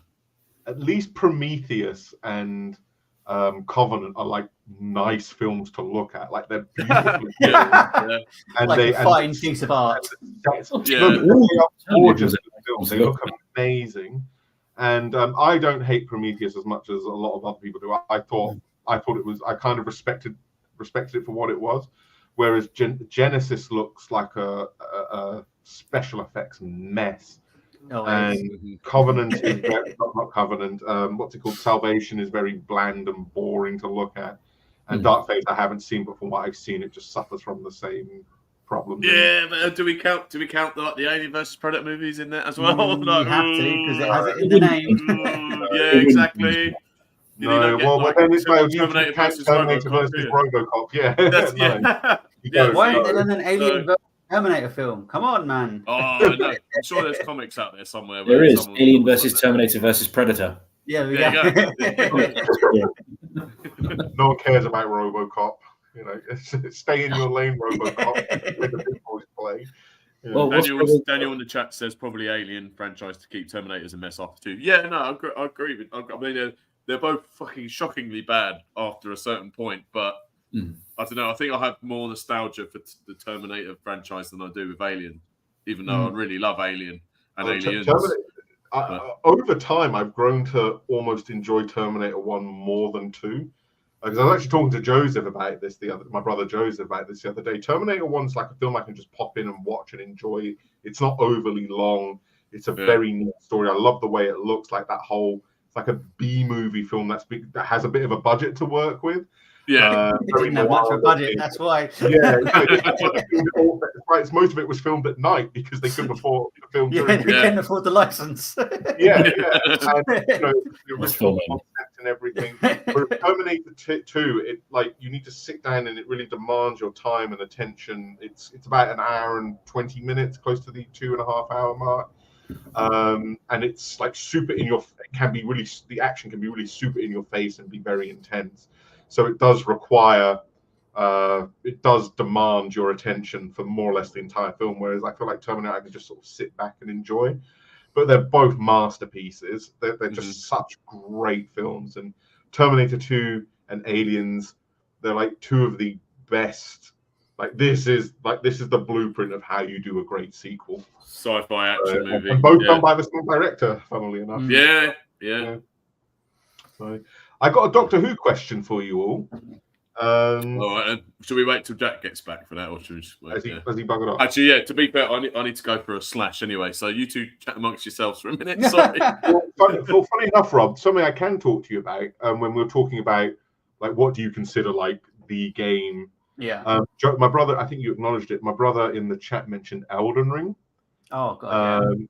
Certainly for this current generation we're in. Elden Ring, I've always been a fan of the Souls series anyway. I played Bloodborne. I wasn't. I tried to play Dark Souls, and I'm just no. Unfortunately, I'm at that age. I don't want to have to learn how to play a game well enough to be able to play the game, and I get it. I can't say that Dark Souls and the Souls series are bad because of that, because they were built specifically to be stupid hard. That was the point of them. And to say that that's a bad thing is stupid. But Elden Ring, I felt, was more accessible. It's like, yes, this is stupid hard, but you can just go and farm some shit. And you can build up your power and then come back to the boss. Because now it's not so hard because you're overpowered. And it made it more accessible for people like me who are not very good at games, despite spending my entire life playing games. So I loved it. And it just looks amazing. It feels amazing. It's just a brilliant game. And it's and you can play it again. You can just play it again and again and again and go, well, last time I wielded a big mace, today I'm going to wield magic wand or whatever. There's so many ways to play it, and there's so many things you can get out of it. I've seen some people dual wield shields in that game. Why not? It's mental. Like, it has so much replay value. Absolutely. It's so much brilliant game. You can just, like, as soon as you get into like the first open, I think it's called Limgrave, whatever it's called. It's like, all right, you can more or less do whatever you want now. It's just mental. With the like Dark Souls, to me, those games are almost like a throwback to, remember, like this is like Nintendo hard. In a sense, like back on the Nintendo games, those games like the Angry Video Gamers talked about them, like Ghouls and Goblins and the Contra games, where the only way you get good at those games is through repetition. And they demand that you get better at that game. Sometimes it can be a bit unfair, but once it clicks with you, it really does click with you. And the Dark Souls, Bloodborne, Sekiro, they're all a throwback to how we used to play video games back in the day. If you play like a Mario game, for example, once you're at continues or live, you've got to start from the very beginning. And that's kind of what Dark Souls was for me, because I must have tried almost, I don't know why I kept putting myself through it, but I think it was like the 10th attempt. I said, right, let's give it another go. And for some reason, it just clicked with me at that point. I think it's because I played enough where I was able to get through the first few bosses quite quickly. And then I was like, okay, I totally understand what the game's asking me to do. And even like the attack button being on R1 and R2 was quite intuitive for the time, because I've been used to playing games like Devil May Cry and Bayonetta. And that's how I was trying to play it at the beginning. And then, similar to Elden Ring, you realize that's not how you're meant to play these games. It's all about it's all on the stamina bar. I agree. And I think what they did really well with Elden Ring as well is giving you a little bit less of a punishment when you lose to a boss. They just walk you outside. It's like, like you don't want to have to, oh God, now I've lost. I've got to go all the way back, because I've got a relatively short attention span with games. And if I have to keep going through the entire level to get back to the boss, by the time I've done that, I'm not learning anything because I've forgotten. My brain switched off because it's boring. The walk back is boring, and now I'm not focused, and then I'll die in the same way, and then I'll go back and do it, and I'm not learning it. Whereas if I can just go, I died, next time I'll do it better, and I'm immediately there, so I can then practice it and get better and better and better at it. I think that is ultimately what put people off Demon Souls and Dark Souls to begin with. It's what put me off. It's not the fact that walking through the same area over and over again. I think that's ultimately what put people off. It's not the fact that it's hard or the bosses are hard and I keep dying. It's the fact you're walked miles back. And it just gets to the point where it's like you get so frustrated that it gets to the point where even just getting to the boss is becoming annoying. And you're dying. And dying to a skeleton, for God's sake. I just want to kill the goddamn boss. Another time you get 15 times, just go away. By the time you get back to the boss, you're just like, no, I've got no health left already. Okay, so we're all back now. So we just had a little chat about Elden Ring. I really need to get into that, because I really want to enjoy the Soulsborne games. But like you said, Rob, my attention span is just I'm just too impatient for it. I can't diss the Soulsborne game. I think they're all amazing. They're just not for me. I tried it. I hated it. Never going to try again. Elden Ring, on the other hand, is just chef's kiss. It's just right. It's for me an incredibly challenging game. Some will probably find it easy, but like the people who play Soulsborne really well would probably find Elden Ring a cakewalk. I've seen someone complete the entire game with just the fists, which do like 1 point of damage to everything. Like, hey, if you can do that, good, hats off to you. But exactly. No, I struggle even with a proper build. Forget it. But I can finish it. I can play it, and I can finish the game. So it's good for me. Yeah. I think with Elden Ring as well, I say it's a lot more forgiving. It's forgiving in a sense if you die to a boss, you're walked right out and pretty much outside the door. Okay. Some of those late game bosses are just like, there's this one, you fight this woman, she's called Melania. Oh my God. I actually didn't have much trouble with Melania, to be honest with you. Really? Oh my God. Like, I realised quite quickly, as soon as she does a thing, just get the hell out. Just don't even try. Just run. Just get out there. After hours of trying to kill this bitch, I finally killed her. And then she has a second phase. I'm like, what second phase? Oh no, man.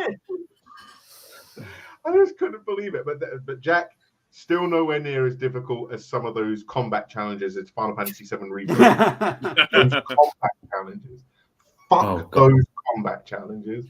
Oh, there was one that took me a week to do. I mean, being a father, it's like, oh, could you just come and change him? Oh no! Why now?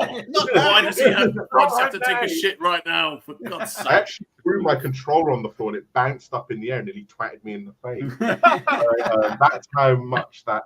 Oh God, you have no idea what that game put me through getting that platinum. So I will never be doing that again. Anyway, moving on. Came out in 1997. Had a lot of fun with it. Still having a lot of fun with it. None of the extra stress. Seriously, like the original Final Fantasy VII is so easy. It's like such an easy game to play to the point where you have to handicap yourself so it presents like some sort of challenge to you, But I got a question here for you all. And I've got a caveat to it. Which classic Doctor would work in modern Doctor Who, and which modern Doctor would work in classic Who? You can't pick Paul McGann from the classic series. And you can't pick Peter Capaldi from the modern series. Damn you! I'm assuming Jodie Whittaker won't be your choice for the modern Doctor. Or whatever this new guy's called. Ncuti Gatwa. Get out. Okay, well, Peter Capaldi would be such an obvious choice. That's why I had a caveat. Taking him out as a caveat. It would probably be Matt Smith then. Between Matt Smith and David, it would have to be Matt Smith. Yeah. Matt Smith, I think, would do better in those classic stories than David Tennant would, I think. Matt Smith for me feels more like a classic Doctor than David Tennant does, as far as I'm concerned. He's very Troughton-like. Yeah. And I would actually put Patrick Troughton in the modern series because of that reason. Because he's very much like he's got a good energy about him. I mean, you could also go and say Tom Baker, but again, I think Tom Baker's a very obvious choice for this. Like, I don't necessarily see Tom Baker working in maybe like an episode like Midnight because it's very claustrophobic. Whereas I think Tom Baker in that episode. Yeah, I'd love to. You know what I mean? I'd love to see William Hartnell in the. Whereas I think dodgy old bloke. Whereas I think Patrick Troughton would work well because it's a very much based on the Siege story, and I think he sort of thrives in that environment, and he's very much like he gets the job done, but he's also very like, oh my God, what's going on here? Do you know what I mean? So I think, I'd go with Patrick Troughton from the classic because also obviously there's a lot of Cybermen stories in the new series, and most of them aren't great, but Patrick Troughton for me is synonymous with the Cybermen, and I think he would work quite nicely. So that would be my choice for classic. I totally agree with Daniel in the chat. I would have said Peter Davison too. He said Davison's very because he's the youngest. He also has a Matt Smith energy about him. Well, Matt Smith has a Peter Davison energy about him. You know what I mean? You could swap those two 1 for 1 and get their stories over. It'd actually probably work quite well, wouldn't it? Yeah. Yeah, no, true. Yeah, you could sort of interchange them. Yeah, but I'd love to say Tom Baker, but I think Patrick Troughton just has a bit more of a sort of new series kind of. He could fit in very well with that, as far as I'm concerned. So yeah, that would be my choice. That's a good question, Tom. Yeah, thank you. Do you have one, Sean? You're welcome. Or do you have another one? I've got a question. Go on then. Go on then, Rob. Who did it better, Star Trek or the Orville? Oh, but it depends. What Star Trek are you talking about? I'm going to sit this one out because the only thing Star Trek related I watch is Wrath of Khan. So I'm going to and let you guys discuss this between yourselves. Well, for me, the Orville is what Star Trek Discovery should have been. Yeah. To be quite honest with you. So for that reason, it's got to be the Orville, really. I mean, see, the Orville's it harks back to classic Trek and it harks back to the Next Generation. I haven't finished the latest season, but from what I have seen up until that point, that's kind of where it was going, you know. So I think for me, the Orville is modern Trek more than actual modern Trek is, if that makes sense. Yeah, no, I'm absolutely 100%. I've made the argument that the Orville is out Star Trek. Yeah. I mean, it's kind of like series 1. It had to be a lot more comedic based because it's kind of like, oh, this is how we're getting our parody license or whatever. So, well, as soon as you see Seth MacFarlane, you're automatically going to think, oh, this is going to be just like a comedy from beginning to end. But the way that it evolves, and it's like, oh, he can actually do serious quite well, actually. You know what I mean? It's hard hitting. I wasn't expecting that. Yeah. Seth MacFarlane, he played a very good background engineer in Enterprise, didn't he? Yeah. I never watched Enterprise. You didn't watch Enterprise? Oh well, I was watching for that one episode alone where he gets like. just don't bother. Just watch the last 2 seasons. I hated Seth MacFarlane until I watched the Orville. I just didn't find him funny. I just didn't get the humor. Yeah. And then I watched the Orville, and because one of you guys recommended it, and I'm like, okay, it's got Seth MacFarlane, and I'm like, oh, I'll give it a go. Yeah. And I was immediately like, okay, this guy's actually really good, and I really like how he's acting this because it's not silly. It's actually funny. It's actually funny, and it's also very serious, which is making it more funny. Like the funny bits are funnier because it's also very serious. It complements itself really well. And I also love the fact that it is what Star Trek should be, which is not constantly going at war and doing stupid fighting all the time. It's Star Trek, not Star Wars. It's supposed to be trekking across the stars, exploring and stuff like that.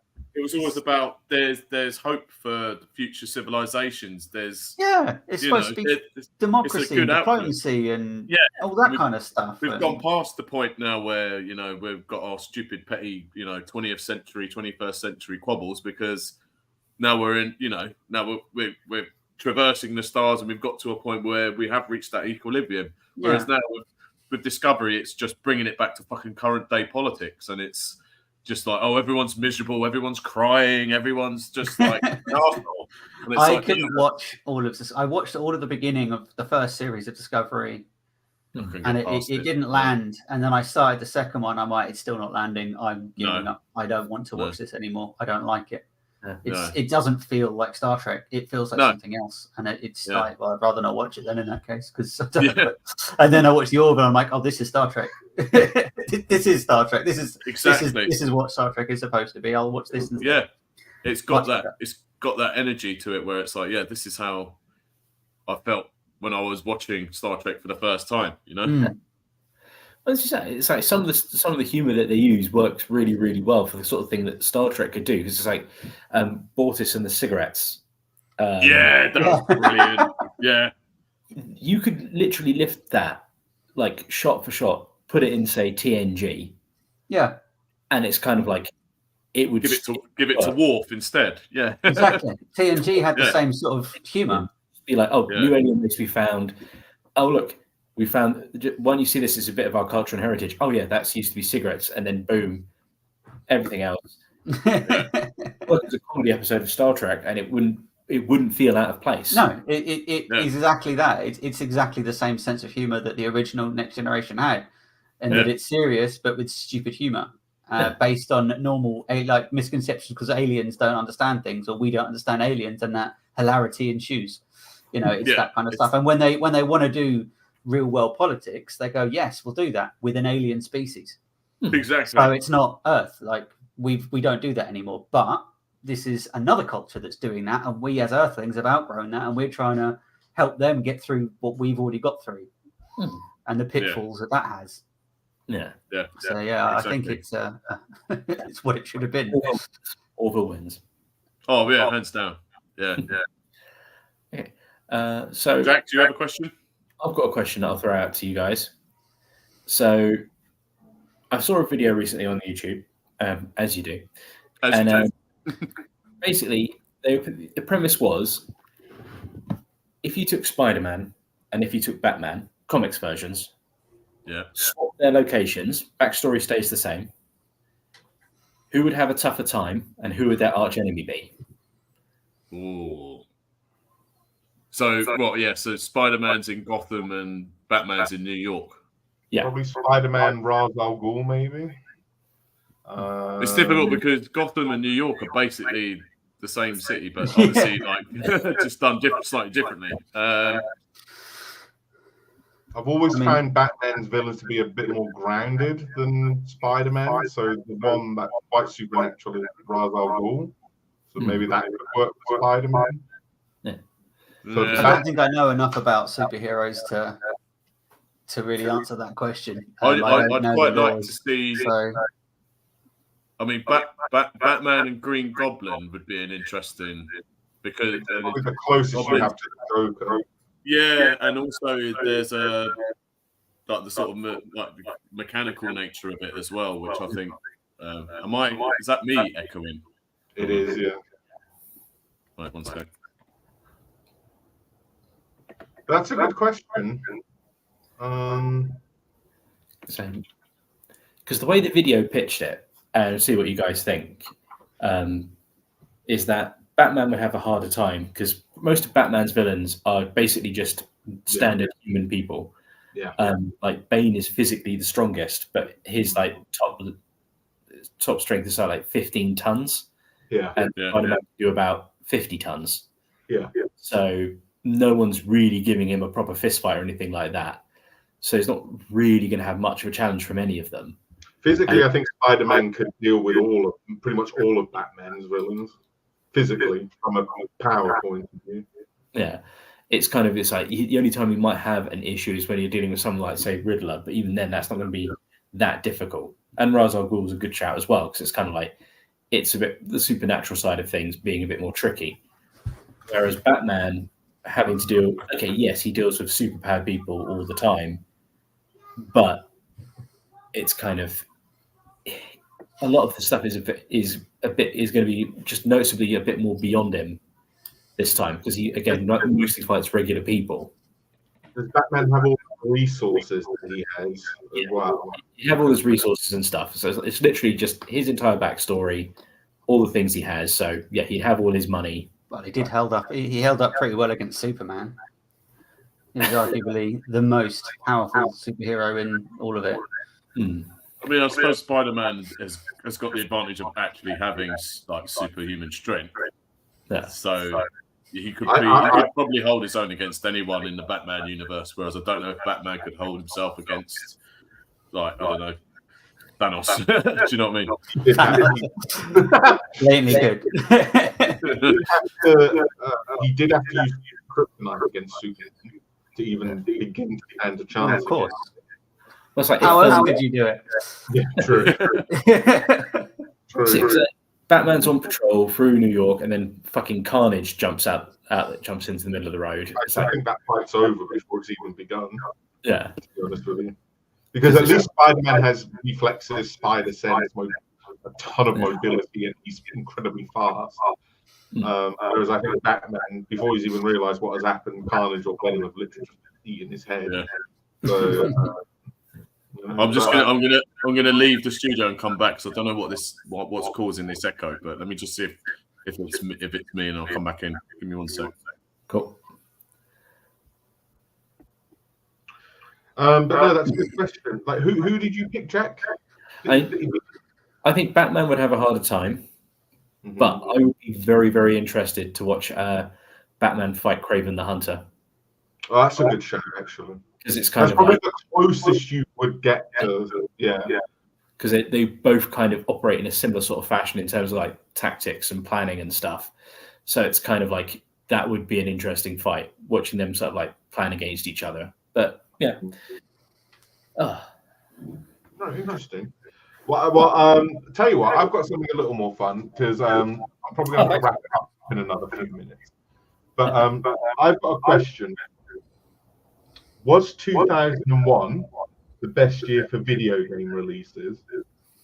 Now, I'm just going to read a list of some of the video games that came out that year. Jack, I think it might be you that might be echoing. So Sean left the chat to give it to him. How about now? Hello? Can you hear me? Yeah, there's an echo, but it's not a big deal. Oh no, it's stopped now. So if I mess about with the volume settings on my laptop, it might make it better.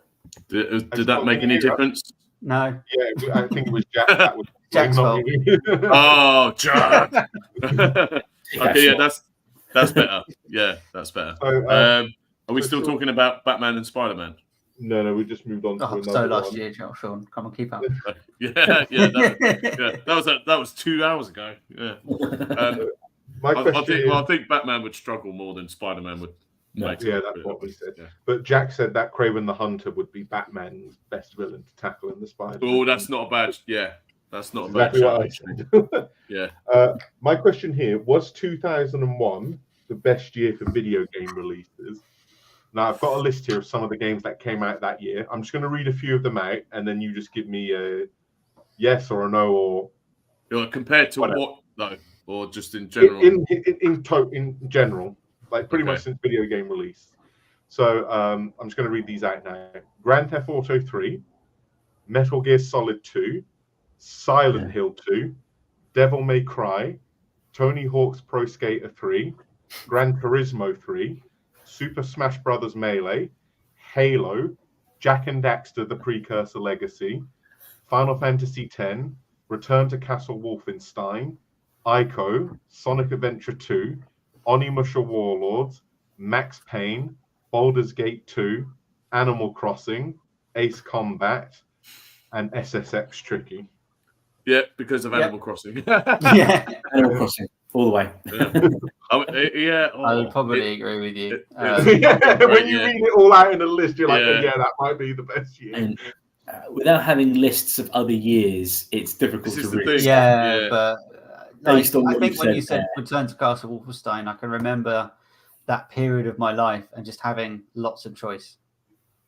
I distinctly remember going, there's a lot of good games I can play right now. Yeah. Well, I mean, Grand Theft Auto 3 was the one that really sort of just blew me away in terms of you can literally do anything you want. Like, pretty much anything. I remember the first time just beating up some random person with a baseball bat going, I can just do this. Yeah. No reason. And it's like, I can just drive around an entire city. I mean, Tekken 4 came out that year as well. Oh, Tekken 4. Oh, wow. Yeah. And then Metal Gear Solid 2 is like, in terms of an evolution of gameplay and graphics from its predecessor is just night and day, really. Metal Gear Solid 2 and Final Fantasy X, and I suppose Silent Hill 2, when those games came out, I was like, wow, like this is a huge, massive jump. There was a big jump. It's enormous. I can remember when Metal Gear Solid 2 came out, just shooting bits of glass. Yeah, that's so cool. Just shooting a bit of glass and seeing how it falls down and going, wow. You can you just don't do that these days. It's like it's all been done now. But like shooting the bottles on the bar used to make sure get one, and then making sure like the mirror crashes. Yeah. Should we do a couple more, then call it a night? Does anybody? I've got some wrestling related questions, but I think only me and Sean. I've got a question that might be difficult because I think I don't know how familiar people are with these things. Books, those things that you read. Oh, those things. Yeah. Well, following up one of my questions. But one of my questions does relate to that, but carry on. Okay, I was going to say, is there any at the moment book or series of books that isn't, but really should be made into a TV or film? See, Well, I sorry, Sean, go ahead. No, sorry, go on. I'd really like them to try and redo the whole Witcher series. That doesn't count. It already exists. They did it badly. Yeah. This is the problem.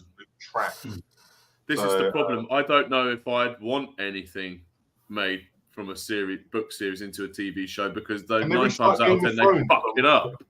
Can they restart Game of Thrones? Well, if they didn't ruin it. And if I had creative control over the entire project, like writing, directing, and everything, it's going to go through me. Nothing happens without my say. Let's say that they were able to produce it Game of Thrones level, excluding the last one. I mean, the Robin Hobb series of books are pretty cool. If you're going to go into sort of fantasy again, they're good. The Witch's Apprentice, I wouldn't mind seeing that. But I mean, I think that's more if they don't completely just fucking cut its balls off, you know. So I don't. Yeah, I'm not really. It fills me with dread whenever they say, "Oh, this is being made into a TV show or film." I'm like, I mean, they've kind of getting it right with Dune, but I don't know. Yeah. I think, Rob, you're probably going to go on to like audiobooks with this question, aren't you? Well, an audiobook is a book. At the end of the day, it's just been I know where you're. I think I know where you're going with it. Yeah, you know, it's going to be expeditionary force because it's made to be a TV series. Like it's absolutely made to be a TV series. Yeah. Skippy the Magnificent. It's basically Blake 7, but not. No, it's true. Just like it's perfect. I wish they'd do it. I mean, I'm looking up some now. Like a lot of them have already been kind of done. The Hunger Games, A Song of Ice and Fire, The Chronicles of Narnia. Yeah. So off the top of my head, I can't really think of any. I mean, I could tell you ones that I'd love for them to try again. Let's just remake the last series of Game of Thrones would be good. The last 2 series. Two series, yeah. What I would do is, I mean, the Leviathan Wakes one is basically what I can't even remember the series it was made out. It was made out to be now. Expanse. There we go. That's the Leviathan Wakes series. I think it is. The books are a lot better than the show. Put it that way. But that could have been a massive space opera that could have rivaled Star Wars, you know? But anyway. They've even done 50 Shades as well. Like, I'm just looking at this series now. Like, I feel like it's all been done. Wasn't 50 Shades basically Twilight fan fiction? Yeah. That's how it Twilight was 50 Shades, one or the other. Yeah. I remember when that first book came out. I did not know really any woman that was where to put your cock. Yeah. I feel like every woman I knew at the time was reading 50 Shades. It's like, dude, just go on like the internet. You got all the amount of free pornography you could ever. Even AI can do better shit than that. Anyway. But like, I don't get it. There's plenty of softcore erotic fiction. Why did that one do well? Yeah, I don't understand why that one was successful. Because it's Twilight fan fiction. It's because everyone was into the Twilight thing, and then they thought, "Oh, this is a spin-off," and it's like, "Oh, it's not." But it's nothing to do with Twilight. It's got no vampires. If there was something how it derived, one of the writers from it derived it from there or something. Okay. Yeah.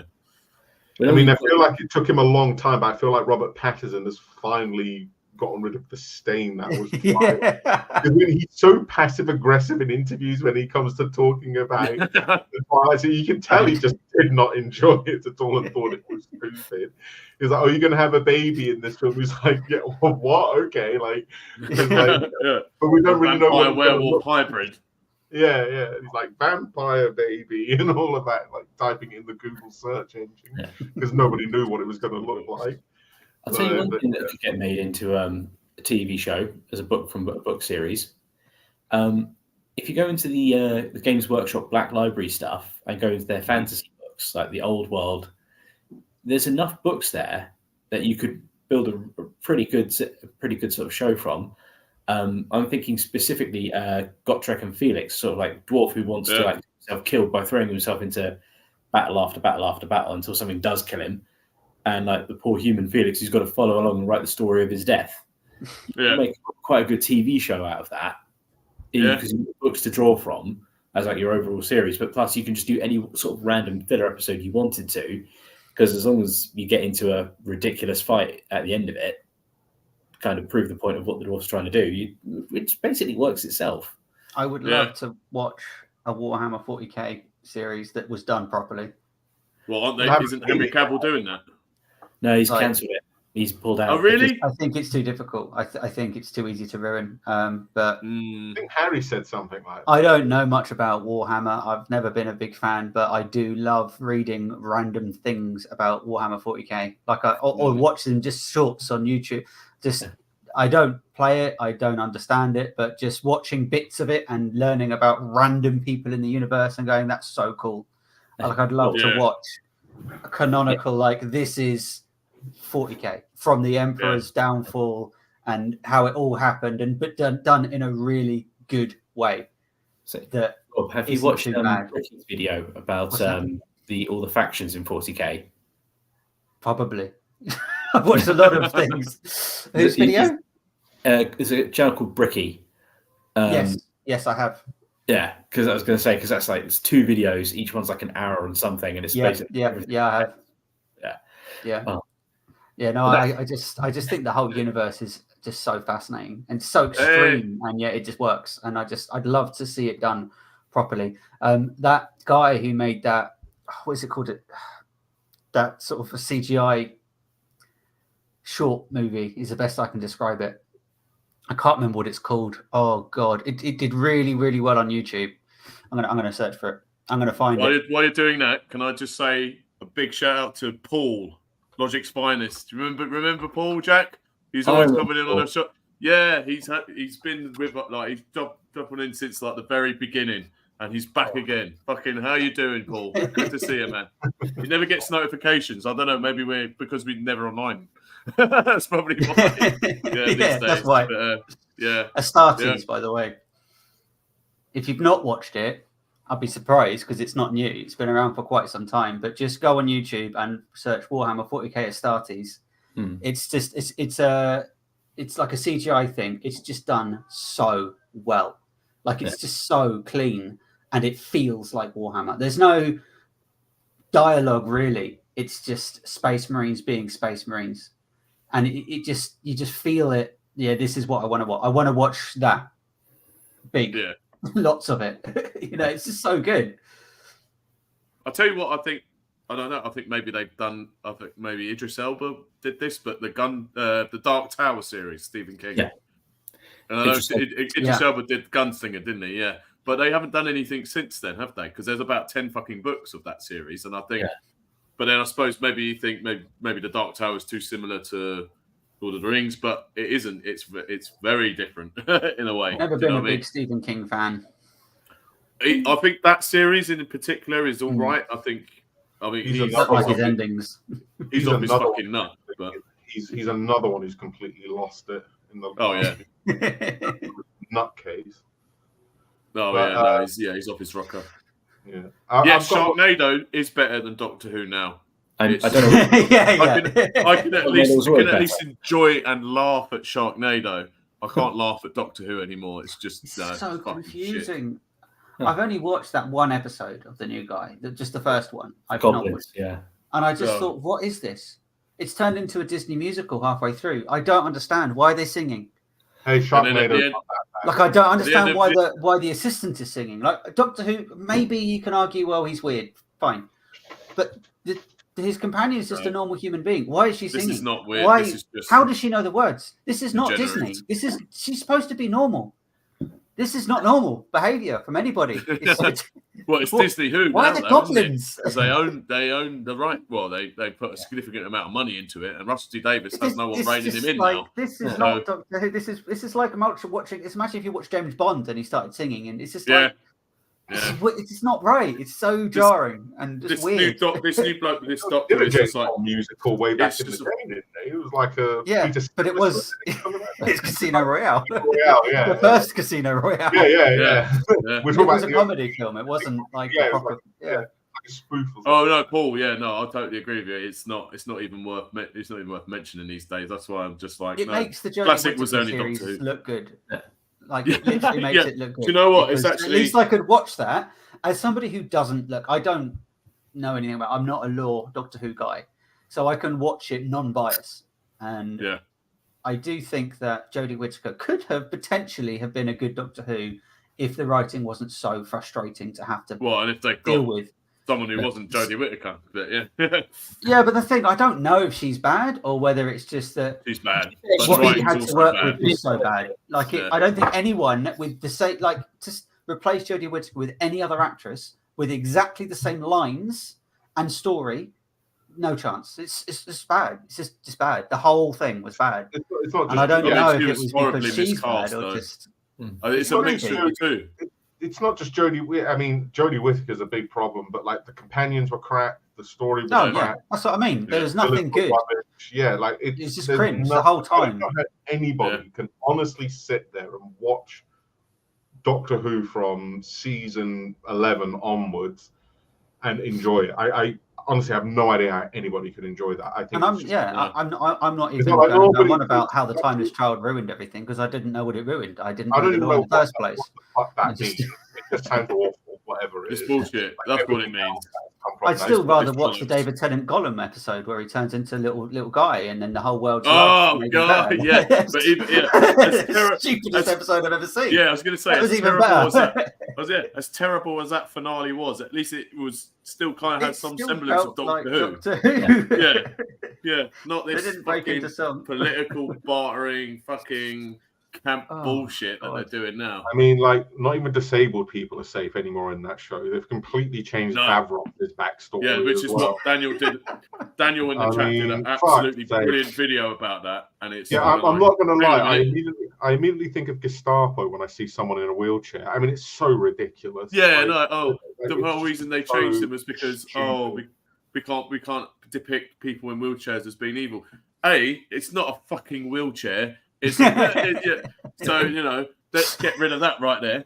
B, it's a trolley for fuck's sake. Yeah. B, he used him originally anyway, back when in the first place when he brought Davros back, and he had no problem with it then. Funny enough, now he has a problem with it. Fuck right off. I got one for Jack here. Sorry, Rob, I don't know if you'll be able to join in because I don't think you watched Dragon Ball. But one for Jack here. I might be able to chime in on this. Yeah, no, you will do. Sorry, Sean, I didn't mean to leave you out there. Where's the question?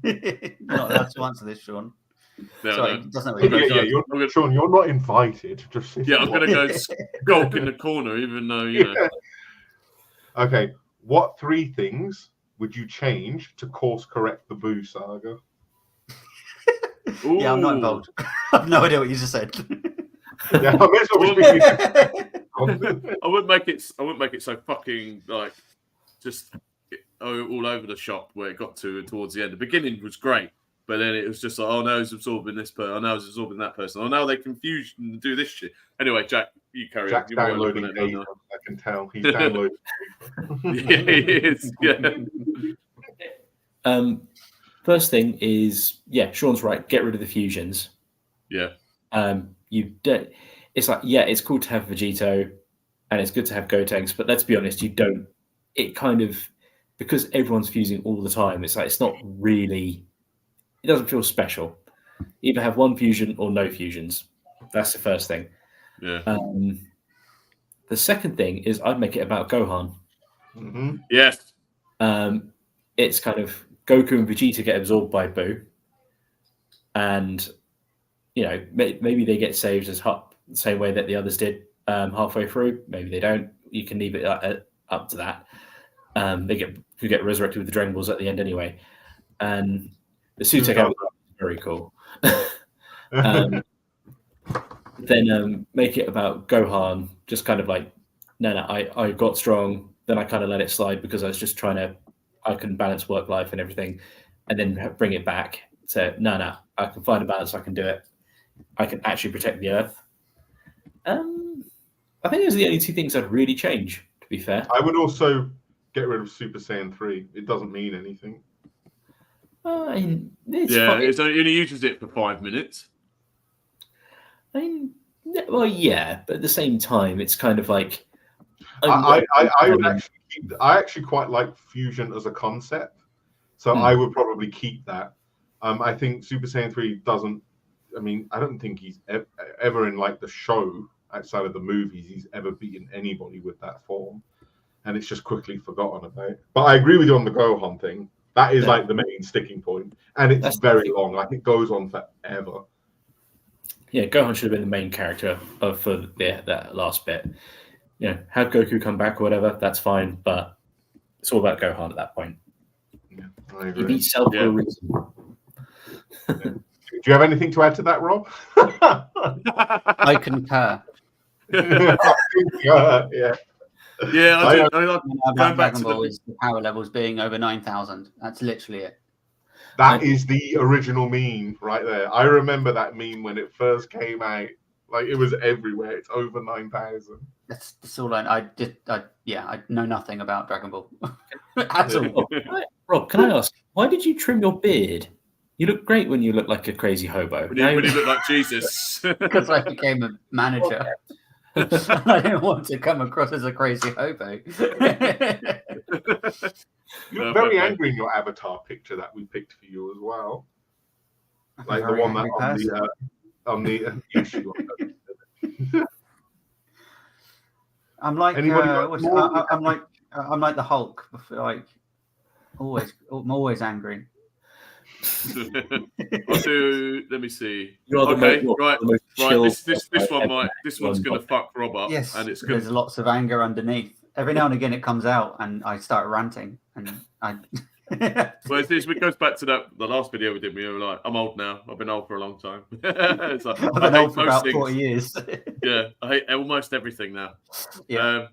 Right, this one is gonna fuck off Rob and Jack probably in equal measure. Let's see what you think of this, Tom. Right, you have to watch one of these series: Rings of Power or She-Hulk. She-Hulk. Really? I don't know what the other one is. It doesn't exist, so I can't watch it. It doesn't exist. Yeah, fair play. You have to watch one of these series, Tom. She-Hulk or Rings of Power. Watch one of them. Yeah, you have to watch one. Oh, I'd watch Rings of Power. You know what? I would, as much as I hate what they've done with Rings of Power, I would have to agree, just because She-Hulk is so fucking awful from what I've seen. Absolutely. At least there are minuscule elements in Rings of Power where I can go, kind it's of, so offensive. Yeah.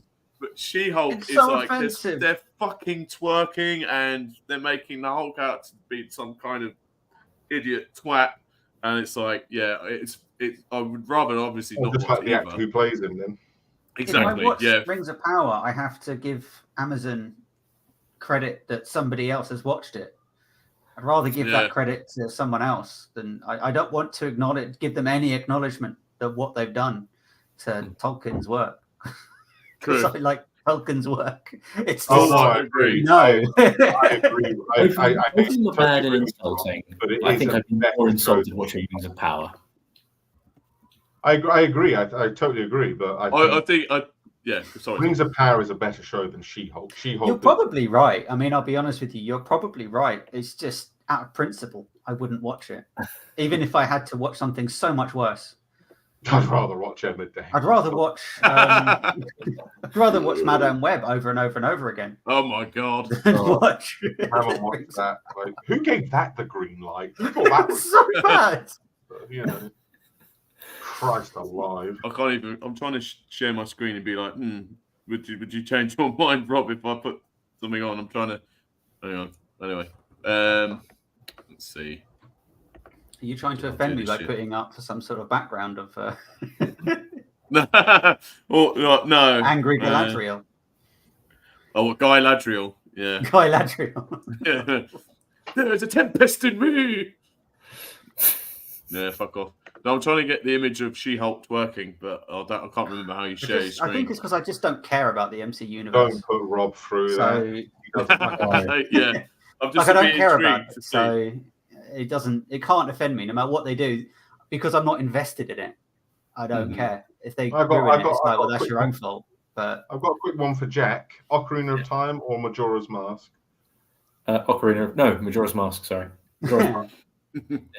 I thought Ocarina for me. That one, maybe not. Apparently not. I agree. EastEnders is better than She-Hulk or Ranks. I would have agreed with you, Paul, if you were like talking about like early 90s to mid 90s EastEnders.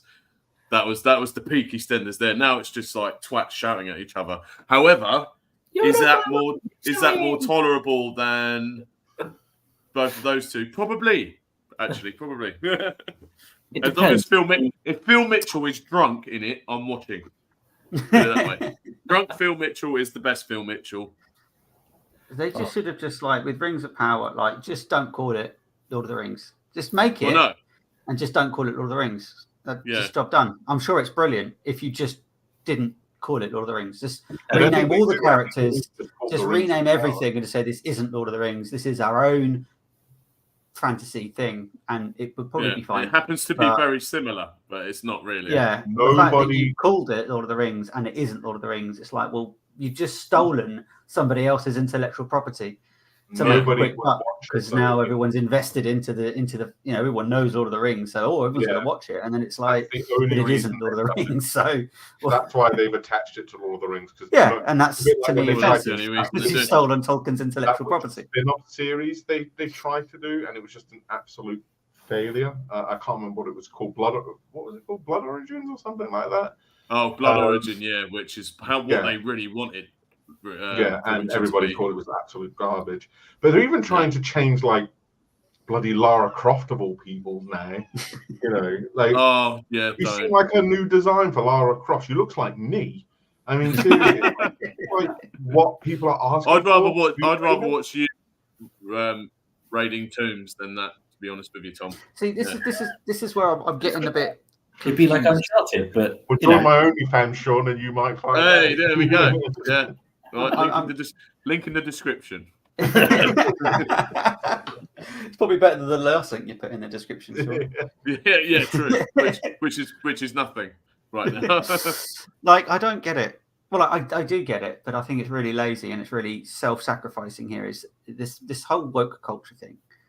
I don't really care. I'm up for watching anything that's good. I don't care what it is. But what's annoying is they keep taking things that already exist and then wokeifying them rather than just making their own things. Yeah, because they won't make any fucking money otherwise. That's what frustrates me. Like, I get it. So I completely understand that the Middle Earth and that kind of stuff, it's not overly woke. It was written by a guy very long time ago. I get it. It's not very inclusive. Then don't make it into something if you want to have an inclusive thing. Use something else.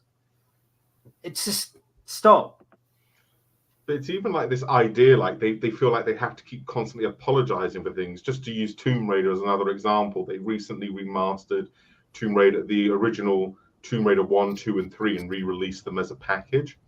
And at the beginning, where they say, Crystal Dynamics, IDOS, and all that, they have like a line of text in there apologizing for how insensitive the original games were when they were originally released, and apologizing for how certain cultures are depicted in this game. It's like, dude, they're fucking cannibals. What do you want her to do? Have a chat with them? Of course you're going to fucking gun them. Yeah. It's just like, so apparently everyone who played Tomb Raider back in the days are racist. That's what they're saying. Yeah, exactly. Blatantly. That's the only logic. Internalized racism that has no basis on anything. It's like, listen, Crystal Dynamics, you clearly hate the character. Just give it to somebody else. Just give it to another developer. It's like, but these remasters have sold a fuckload of copies, by the way, and they've been very successful. So they're quite happy to take that in. But we have to keep constantly apologizing all the time. Now the new Tomb Raider is about her raiding tombs to give shit back that she's apparently. Yeah, no, we must return everything that the Empire stole. Oh God, here we go again. Hang on, so just make your own shit. Just make your own relevant shit. Don't use shit that's not relevant anymore and then change it. So we can all ignore. We can happily ignore. Painful. Oh God! I've just figured out how to show comments this late. I just said all popping up all at once. I'm like, yeah. Oh. What do you want to do now? Do you want to call it a night? Does anybody have any more questions? Let's see. Okay, I'll take one. I'll take one more. Then I really will have to call it a night because I've just realised it's 10:30. Okay. Let's my go. daughter's going to want her room back at some point. Fallout or Elder Scrolls? Fallout. Interesting. Really depends on my mood, to be honest. Yeah. I really can't decide. It's basically, do you want roast beef or do you want roast chicken? Well, yeah, it kind of goes into another question I had, which could be a whole stream in itself. It's like science fiction or fantasy. Again, you know what I mean? It's like, yeah. Mm. Going by current mood, I would probably say Elder Scrolls, but it can change tomorrow. I love Fallout 3 and Skyrim pretty much equally. See, I'm really getting back into at the New moment Vegas it's Elder now. Scrolls though, but I'm sure New Vegas was, I think, the best one. Yeah, I'm really getting back into that again. And actually, to be fair, because of the Fallout TV show, which I didn't think was entirely shit. I thought that it was okay. Really good. I mean, I've not finished it, but it wasn't without its faults, obviously. But it felt like a Fallout. It felt like Fallout, and that was the point. Like, it feels like the game, without being too cheesy and weird. Like it's. I played more Fallout games than Elder Scrolls games. That's because I think the main reason for that is because when a new Elder Scrolls game comes out, it makes the previous one irrelevant. Yeah. So Morrowind, Oblivion, and Skyrim, and then then they fucked up, but so did Fallout. Fallout, I think with Fallout, the games are kind of set relatively close to one another, whereas with the Elder Scrolls, it's like, this is like 200 years into the future now, kind of thing. You know what I mean? I think New Vegas takes place 200 years, something like that, after Fallout 3. So there is quite a wide gap. Huh? No, it's about 5 years. Is it just 5? Oh, then I stand corrected. 5 years after Fallout 3. Yeah, because the Brotherhood of Steel are sort of scraping the barrel at that point, aren't they? And then they come back. Yeah, they're really not a dominant force at all. It's all the NCR. NCR. NCR. Great Khans. Yeah. I mean, I totally get the argument that New Vegas is the best Fallout game, but Fallout 3, I suppose, is like the Dark Knight and Spider-Man 2 argument again for me. Fallout 3 was my first big introduction to those big open world Bethesda type games, and there's just something about exploring the Capital Wasteland compared to the Mojave. I just kind of feel like I'm more at home when I play that game. Yeah, I know what you mean. Yeah. I think I prefer the soundtrack of Fallout 3 as well. Yeah. Like there's a lot of not the songs they've got the copyright for and imported into the game. Like the original score is really, really good. Very good. Yeah, there's only so many times in New Vegas I can hear Blue Moon. Like, oh my god, there must be other songs. Plus, like Fallout 3 is buggy, but Fallout New Vegas is very buggy. It seems they made it in like a year. I think they get credit. It was Obsidian who made it. It wasn't Bethesda. It was Obsidian who made it. The company that made Fallout 1 and 2. Yeah. But I've noticed Bethesda really like to ignore New Vegas. It's almost as if it never existed. Yeah. I just felt like New Vegas, it just felt better to play as a game. Like the way that it was structured. It just felt like more natural. The way you progress through the wasteland, the fact that it felt like, yes, it's open world, but you've got a bit more guidance, but it doesn't feel like you're being told where to go. Definitely you can go that way. You'll die, but you can if you want. Definitely felt a bit more like an RPG as well. Yeah. No, 100%. 4, they completely streamlined it. Like they changed a lot. Like they got rid of like the repairing weapons and items. The VAT system was different. The way you level up and which skills you select is very different. I wasn't a huge fan of it, to be honest with you. I think they oversimplified it Yeah. I thought Fallout 3 and New Vegas did it better. Like New Vegas, I think you can only select a perk in New Vegas every 2 levels as opposed to every level. Yeah. So the level cap's 50 in that game. It's like 2 or 3, yeah. I Just quickly, we'll talk. I was just talking about that a minute ago. We were talking about like books to TV and saying The Expanse is based on like Leviathan Wakes, isn't it? And I didn't get all the way through The Expanse yet, but it was building up to be like the Game of Thrones in space. But then they both apparently, well, I know Game of Thrones fell by the wayside, and apparently The Expanse did as well. But I don't know what your thoughts on that are. And then he's gone Fallout or Doom Eternal. Yeah. I mean, they're very different games. Very, very different. I mean, I loved Doom Eternal, but that's a very with all due respect, you can't really play in terms of do you like swimming or do you like riding a horse? Yeah. Well, it's more like, do you like swimming or do you like swimming? Do you like swimming in a fucking jet ski with mounted machine guns on it? I mean, I like both. but, it's a bit like, do you enjoy a spa treatment or running away from a volcano erupting with a herd of wildebeest chasing after you? I mean, Doom Eternal is relentless. Like, it's one of the most relentless video games I've ever played. Yeah. But yeah, so Daniel's like, Tom, don't sit on the fence. On my Goldberg rant, your Goldberg rant was great. Fuck Ronda Rousey too. I'm starting to feel like the Iron Sheik in the old. No, so you know what? You're more like Sid. You're more like Psycho Sid. He was like, the recent one was like, Happy Thursday, apart from Ronda Rousey. yeah. But yeah, but I will say this: I love Fallout and I love Doom Eternal. But they are very good. The Expanse is a very good adaptation. Shame they stopped it from the book series. The next book was They stopped it at 5 seasons, didn't they? But there's like 10 or 11 books, as far as I'm aware. Maybe more. Could be wrong there, but it was looking promising. I mean, you had like the sort of political intrigue, but instead of it being on Westeros, it was between Mars, Earth, and like the asteroid belt, stuff like that. So yeah, it was cool. I mean, one thing, just on a slightly different topic, I think I will be going back to video games, Rob. I think I will be calling back to PC gaming once the PlayStation 6 is out, because I'm joining me in World of Warcraft, mate. This current generation, as much as I think the PS5 is an amazing piece of tech and hardware, there is literally almost no games for it. If you don't want your PS5, I'll have it. Hang on a minute. I think I'm going to go calling back to PC gaming, because there's literally like nothing. I just feel like exclusivity to consoles, unless you're Nintendo, just needs to end, because it's like all these companies are making it's like Starfield flop. Mainly because, like, obviously it was a pretty mediocre game, but it's only an Xbox. Not finished it yet. You still making it? It started it.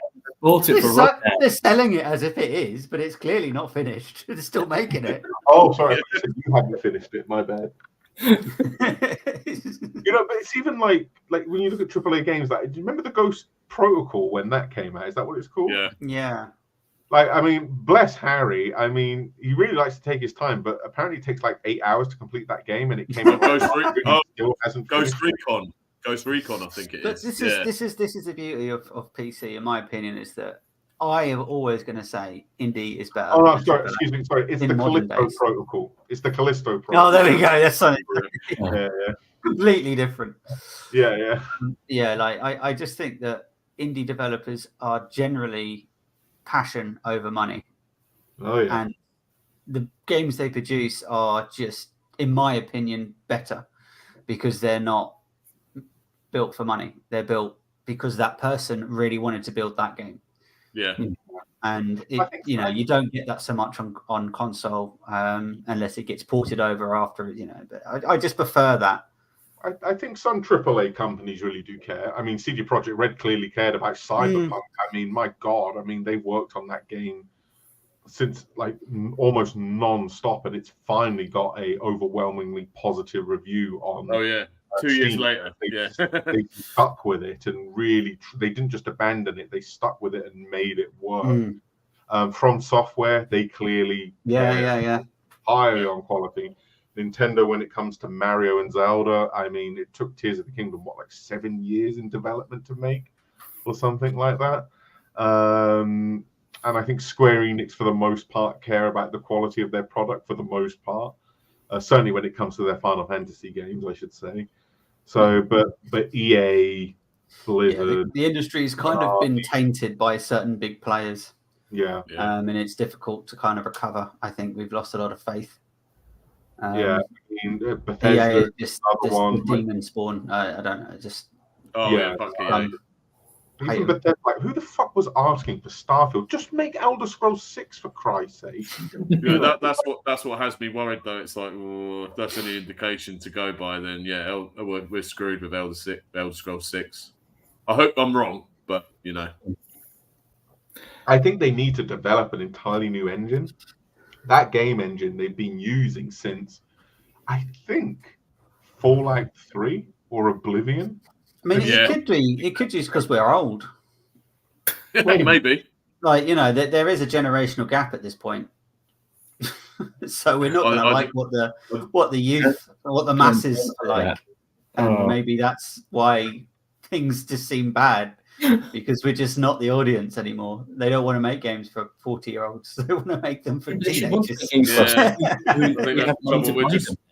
We're just the grumpy old gits who are like, it wasn't like this in my day. That's why I've gone back to World of Warcraft, a classic. Back when it was good, back in my day. Not this modern crap. Right, lads, we happy to leave it there? Or I really need another piss now as well. I do have a few other questions, but I'll save that for the next one. Maybe next time I'll have some alcohol, and then you'll see my mad side when I get angry. when his hair grows out and his beard grows out. He goes back to Jesus mode. He's like, that doesn't make any sense. That doesn't make sense. Jack, did you have one more you wanted to ask, or are you happy to leave it there as well? No, I'm happy if everyone else is happy. Starfield. Alan Wake or Starfield? I haven't played Alan Wake, and I haven't played Starfield. First Alan Wake, that was really good, but then apparently the second one is like a load of like woke nonsense. I mean, if I had to pick, it'd probably be Alan Wake because it's shorter. Starfield, I have no hours and hours. My understanding of Starfield is it's basically like having another life inside the machine again. You've got to work to earn money to buy food to live and everything. It's like, well, I do that in the real world. I don't need to do that. Yeah, I don't need a life simulator. Thanks very much. I've got enough of that already. Paul, I don't know. You don't get notifications, mate. I'm not sure. Maybe. Well, I mean, but I did only put the stream up about 8 hours ago, so maybe that's why. But hopefully the next one you'll get a little bit early or earlier. Miles Morales is Miles Morales. Yeah. Funny enough, Spider-Man 2. That's another game I can't see myself go back and playing. That was a question I enjoyed it. Right, it'll be 2 hours ago. That was a question from 2 hours ago. I can't remember. 8 hours ago. Yeah, fucking hell. I mean, 8 hours ago. Yeah. I thought it was a big step down from, because I really enjoyed Spider-Man 2018 whenever it came out. Yeah, and I quite enjoyed the Miles Morales game as well. But Spider-Man 2, I didn't really enjoy the story. Jack, you should do more Let's Plays again, man. I'll miss your Darksiders and your Skyrim. You still have to finish your Skyrim Let's Play. I know, a bit difficult with baby on the way. I know, but still. I think back in my day, I never finished a single game. Not one. I want to hear what happened. 100 videos in. I want to hear what happened with Sean the Argonian. Yeah, exactly. Yeah, you got to carry it. The problem is, and this is entirely Sean's fault, he left that Doom movie at my house, which crashed my PlayStation 4. Hey, do not blame that on me. That was Harry, not me. I'll blame it on one of you. Yeah, that's when Jack had an absolute rage meltdown. Oh yeah, the vodka meltdown was amazing. Yeah. Neon vodka's not usually a good idea. Stellar Blade. I haven't played Stellar Blade. I've heard it's very good though. Might give that same. Yeah, it's just, but isn't it got like just nice, big, jumpy, bouncy anime women in it? That's why a lot of people are playing it. Yeah, more do you true. need? Exactly. Oh, I love the fact, like, the first clips that came out of Final Fantasy VII Remake wasn't of what happens with Sephiroth, what happens with Aerith. It was Tifa in her swimsuit at the Costco. Yeah, quite right. Whatever too. sells. Yeah. With her Whatever massive, sells. with her massive mummy milkers out for everybody to see. And I bet that shifted a further few thousand copies. Oh yeah, That's that is based as fuck, as the cool kids say. yeah. That was like the big thing. Square Enix, they know. They just know. Oh, yeah. They stick that they're not back, fucking that'll around. sell a few more copies. the thing is, they've got to compete with the internet these days. It's like the internet and Rule 34. There's nothing left to the imagination anymore now. But like, there's this one scene where Cloud's like clearly trying not to look down at her chest, and she literally like leans forward like that and like squeezes her boobs together. And it's like, we know what you're doing. We need to get behind this hashtag from Paul. Here we go. Make mummy milkers great again. I think that's a really Fuck good sign. It's a sign that games companies have suddenly realised, you know what, woke doesn't sell. Not as much as maybe we think it should do, and Mummy Milkers sells, and maybe they'll start to go back to the original look. The audience are teenage boys and men who are teenage boys inside. Yeah, there always will be teenage boys, let's face it. Yeah. They may not always shout the loudest, but they are the ones that pay the money. So yeah, are you vote with your wallets at the end of the day? I'm glad we're all on the same page with that. Can everybody see that? Let me see what. See what? Depends Nobody. what Oh, I'm trying to screen share, but it's not working. Oh, well, are you sharing some mummy milkers, Tom? Well, but it's not loading. Oh man. Hang on. Tom's milkshake brings all the boys to the yard. I really don't. Right, don't. I really need to go for another piss, so let's call it a night here. Yeah. Right, guys, and I thank you shall for see joining. you guys. I shall see you guys in 2030. Yeah, nice chatting with you again. I can't believe Harry isn't here. Like, one day we'll get all five of us. This is One day, the only time. Yeah, maybe like if we are going another fucking lockdown again, which probably hopefully won't happen, but you never know. As soon as I get a house with an additional room, I can do these regularly. Yeah. No way of doing it otherwise. Well, no, Paul, you'll probably see some of us sooner than that, but you probably won't see Rob for another year. Yeah, maybe. You never know. Back into you never know. Yeah, Go back into my cave. Yeah, back in your box, Rob. Yeah, exactly. Well, gents, it was a pleasure. I had a few more questions, but again, yeah, it's nearly 11, so we'll save for the next time. Yeah. But good chatting to you, lads, and yeah, likewise, man. Soon. Have a good night, guys. Have a good weekend. Take care, man. Night, everybody.